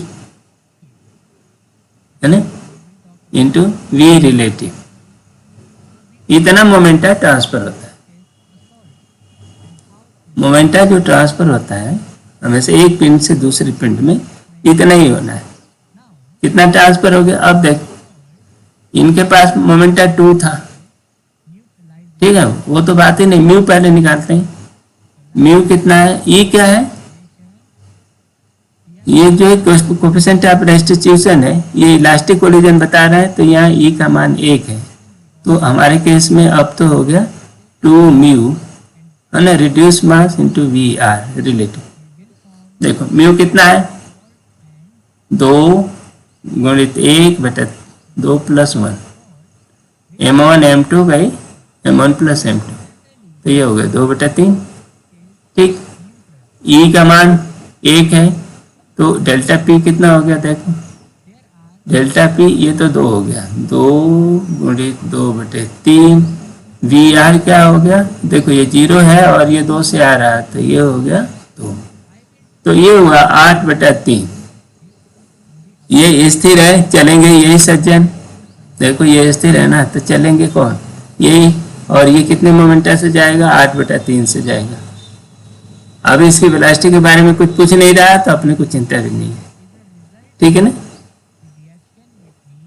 अब 8/3 तो इसने मोमेंटा इनको दे दिया, लेकिन मोमेंटम तो कंजर्व रहना है। तो देखो इसके पास कुल मोमेंटम कितना था? पी आई जो था पहले 1 के पास, वो था 2 मोमेंटा था, तो इसको हम कहते हैं 6/3 था पॉजिटिव। इन्होंने 8/3 दे दिया, तो फिर इसका मतलब कंजर्व रहने के लिए P I 1 P I P final है ना 1, इस 1 के पास पी फाइनल कितना बनेगा? देखो 8/3 दे दिया, 6/3 था इनके पास, तो -2/3 होगा ना इनके पास बचा होगा, क्योंकि इनको ट्रांसफर किया ज़्यादा, तो टक्कर के बाद ये इनकी वेलोसिटी रिवर्स हो गई, और ये 1 किलो का है तो 1 गुणित v, तो इसलिए v का मान हो गया -2/3। तो टक्कर के बाद अब स्थिति ये बनेगी, ठीक है ना। ये कोलिजन में इसको ठीक से देखना। अब कंजर्वेशन ऑफ मोमेंटम लगाओ, तो और ये आएगा -2/3, ठीक है ना। तो ये इन्होंने एक्चुअली ऐसा सोच सकते हो कि इनके पास 6/3 था और इन्होंने 8/3 दे दिया, तो इनके पास बचा कितना? तो इनके पास बच गया डेल्टा पी 1 फाइनल। ये कितना बच गया? देखो 6/3 -8/3, ठीक है ना, -2/3 बच गया। तो इसका मतलब ये -2/3 से पीछे जा रहा है, ठीक है। तो ये अब टक्कर के बाद 2/3 से पीछे चलना शुरू हो गया। जिस क्षण टक्कर हुआ उसी क्षण ये चल दिए, और उसी क्षण ये पार्टिकल जो था 2 किलो का, अब वो सिंपल हार्मोनिक मोशन सेट कर दिया, ठीक है। अब इसका टाइम पीरियड देखो, ओमेगा पहले देखते हैं। ओमेगा = k/m, ये ओमेगा होता है ना। k दिया है 2, मास दिया है 2, कुल मिलकर के 1 हो गया, ठीक। तो अब टाइम पीरियड कितना हो गया? t = 2π है ना, 2π/ω 1, तो 2π हो गया।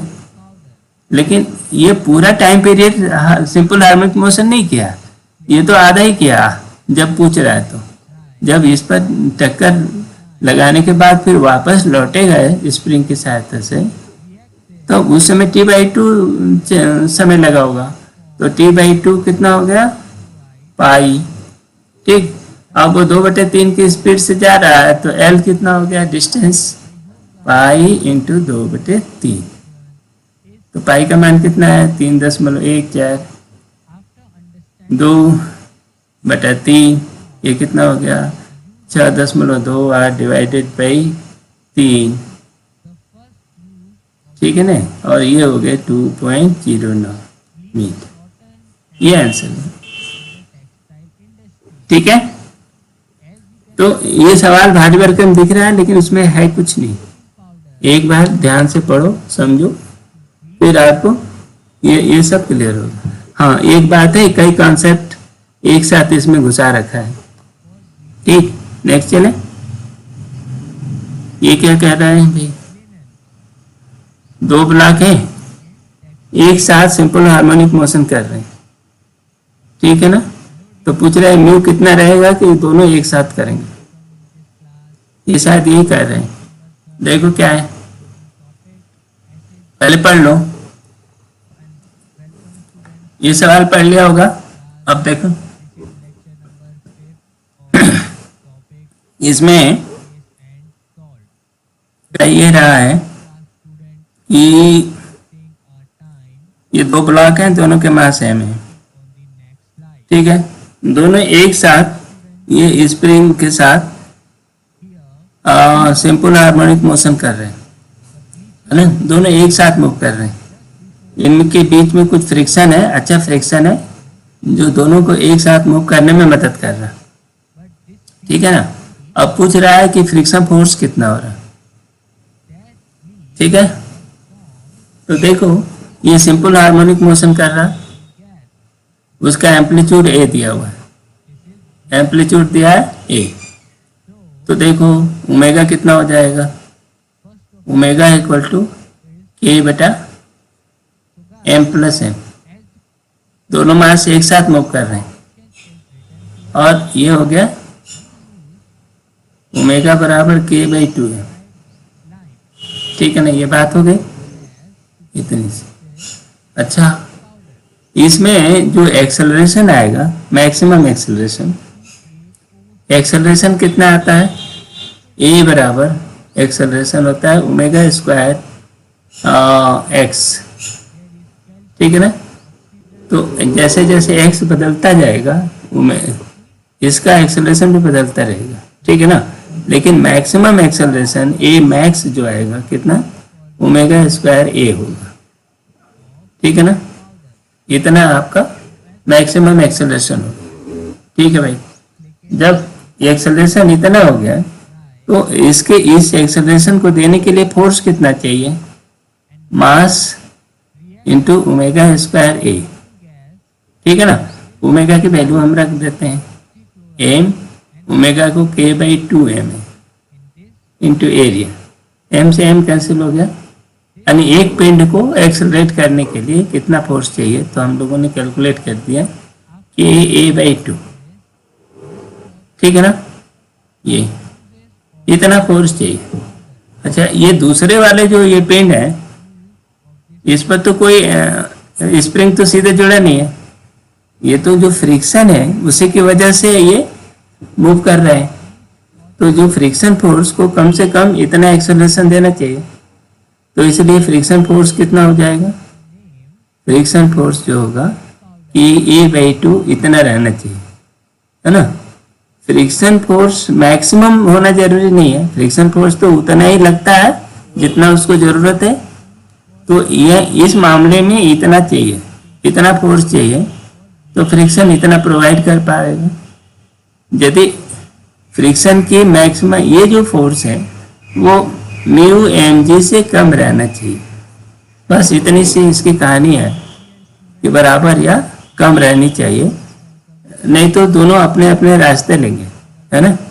ये नीचे वाला पिंड अलग एक्सेलरेशन से चलेगा, ऊपर वाला अलग एक्सेलरेशन से चलेगा, लेकिन ऐसी स्थिति तो है नहीं, अभी वो स्थिति आई नहीं। अभी क्या है, वो फ्रिक्शन इतना पर्याप्त है कि इन दोनों को एक साथ चलाने दे रहा है, तो अभी मैक्सिमम फ्रिक्शन की स्थिति आई नहीं है। तो इसलिए ये जो ऑप्शन है सी, ये सही नहीं है अभी, ठीक है ना। सही ऑप्शन है ए बाई 2, ठीक है। आगे बढ़े, चलो भाई।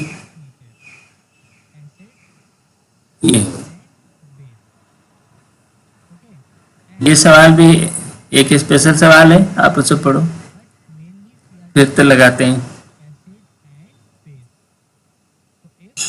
इस सवाल को लगाते हैं। अब देखो,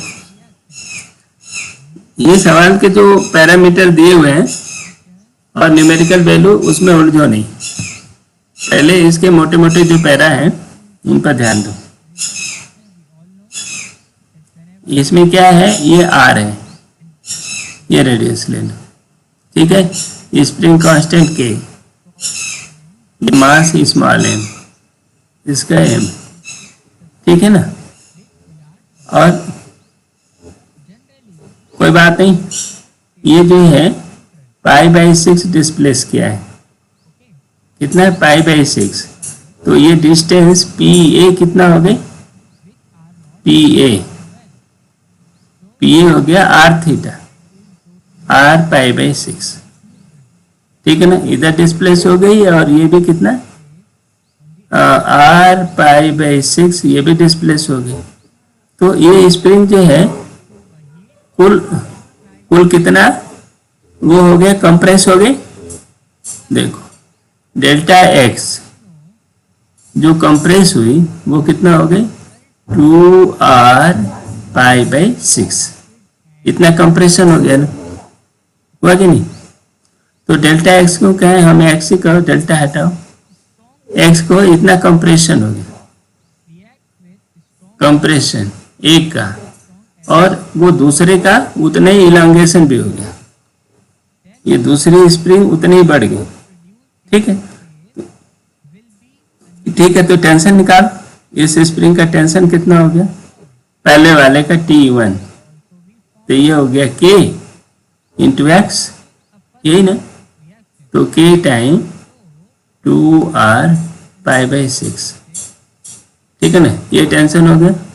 दूसरे का भी टेंशन भी, दूसरे का T2 भी वही होगा, क्योंकि उसमें एक्सटेंशन हो गया, बस दिशाएं अलग अलग होगी, ये फोर्स ऐसे लगाएगा इस पर, दूसरा ये फोर्स ये ऐसे लगाएगा, इस वाले पर ये फोर्स ऐसे लगाएगा और ये फोर्स भी ऐसे लगाएगा, ठीक है ना। अब इक्वेशन ऑफ मोशन लिखो, किसका है, एक बॉल का, एक बॉल पर जो फोर्स लग रहा है, लेकिन ये T टेंशन हो गया ना, तो इस बॉल पर M पर फोर्स लग रहा है, लेकिन ये जो फोर्स है इस बॉल पर, एक बॉल के ऊपर हम लेंगे इसका मोशन, एक बॉल का। अच्छा, दूसरी बात कि इसको हम रोटेशन मानेंगे, है ना, तो रोटेशन मानोगे तो इसका टार्क लेना पड़ेगा, तो टार्क कितना हो गया, टाउ, तो ये इस पर फोर्स कितना हो गया, फोर्स पहले निकालो ना, फोर्स जो होगा 2T होगा ना, ये देखो T ये और ये T ये, तो दोनों मिलकर 2T हो गया, 2T, और टाउ हो गया 2T इंटू R, ठीक है। तो ये टाउ की वैल्यू कितनी हो गई, देखो K, तो देखो K 2πr/6 गुणित 2r, ये भी हो गया ना, तो ये 4 के r² और पाई भी बीच में रहेगा और बटा 6, ये टार्क हो गया। अब इसका देखो मोमेंट ऑफ इनर्शिया चाहिए इस O के सापेक्ष, इस सेंटर के सापेक्ष, ठीक है ना, तो ये हो गया, देखो mr², पॉइंट मास मान लो, और अल्फा है उसका रोटेशनल एंगुलर एक्सेलरेशन है, तो -4k r² π/6, ये बना।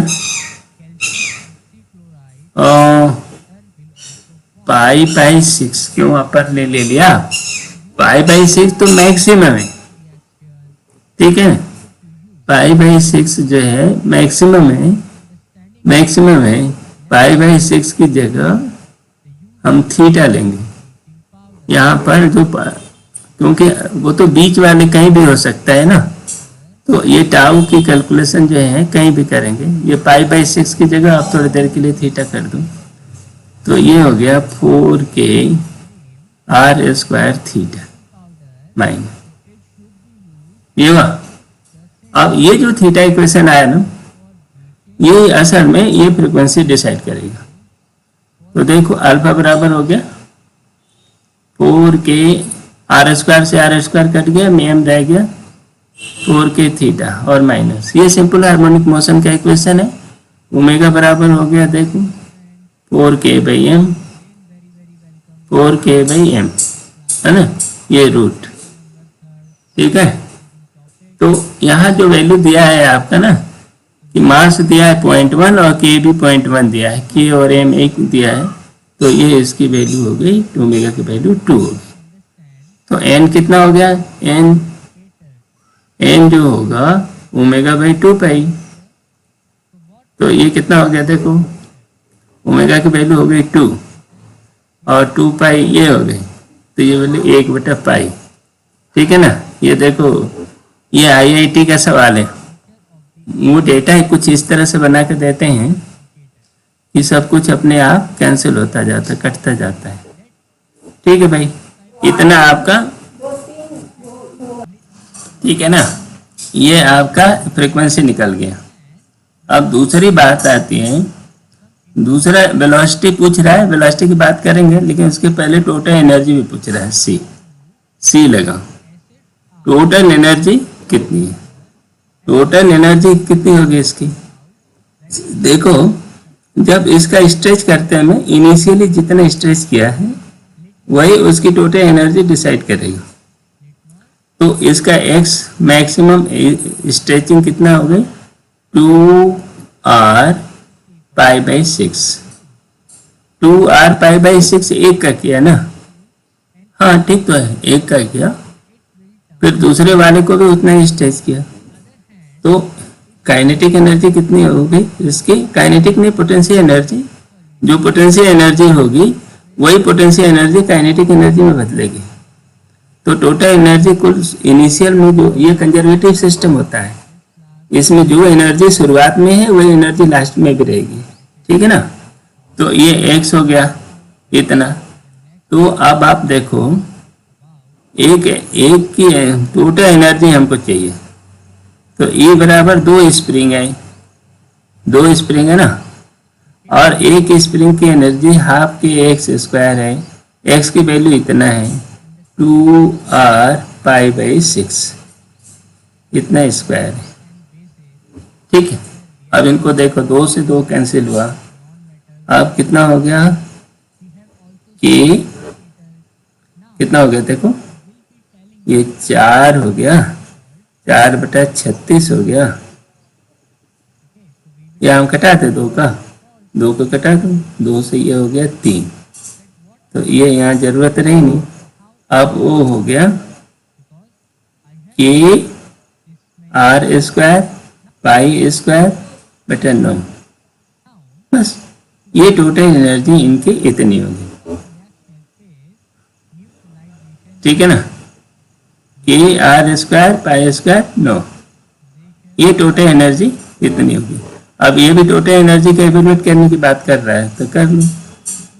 k की वैल्यू दिया है 0.1, r की वैल्यू दिया है 0.06, ये दिया है, r की वैल्यू हो गई 0.06, मतलब 36 × 10⁻⁴, और पाई के स्क्वायर की वैल्यू 10 ले लो, और ये रहा 9, घटाओ 9 चौका 36। ठीक, तो ये हुआ 4 × 10⁻⁴ जूल, ये बना। बस ये 10, ये 0.1 1 हो गया, और ये हो गया बस।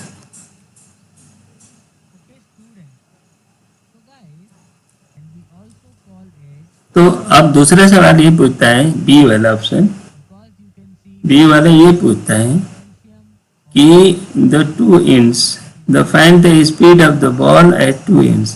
ये बॉल का ये रेस्ट पोजीशन है, यहाँ पर आने के बाद बॉल की स्पीड क्या होगी वो पूछ रहे हैं। चलो उसकी स्पीड निकालते हैं।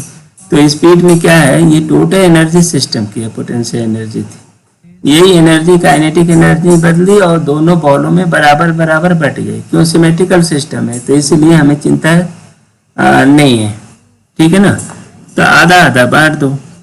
बॉल का मास दे 0.1 kg है, तो देखो, तो एक बॉल का मास है m v²/2।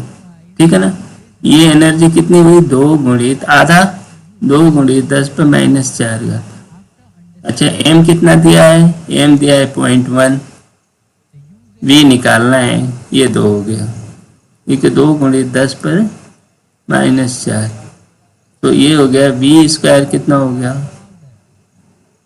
v स्क्वायर हो गया 2 स्क्वायर गुणित, नहीं ये भी तो जाएगा ना, तो ये भी बनेगा कुछ, तो 1/10, तो ये 10 होकर के जाएगा 0.1 mv स्क्वायर, ठीक है, कोई बात नहीं। तो ये 10 हो गया और 10 पे माइनस 4 घात, ठीक है, ये बना। तो ये क्या हो गया, v बराबर कितना हो गया, 2 तो निकल गया, 10 पे माइनस 2 घात पे निकल गया, √10 हो गया। तो ये हो गया 2 पाई 10 पे माइनस 2 घात मीटर पर सेकेंड। 2 पाई का मतलब कितना हुआ, 14.28 है ना, गुणित 10 पे माइनस 2 मीटर पर सेकेंड, ठीक। ये बी का आंसर हुआ, ठीक है। इस तरह से हम लोगों ने ए बी सी तीनों पार्ट को एड्रेस कर लिया, ठीक है। अब इसी के साथ ये वीडियो समाप्त करते हैं। ये थोड़ा सा लंबा जरूर है, लेकिन ये बहुत ही इंपॉर्टेंट चैप्टर है और इस पर अक्सर सवाल बनते हैं। इसको ध्यान से इसका प्रैक्टिस करो, और ये इतना मुश्किल नहीं है, आसानी से समझ में आ जाने वाला, लगने वाला सवाल ये चैप्टर है, ठीक है। ठीक है, आप ये वीडियो समाप्त करते हैं, मिलते हैं अगले वीडियो में। Thank you very much.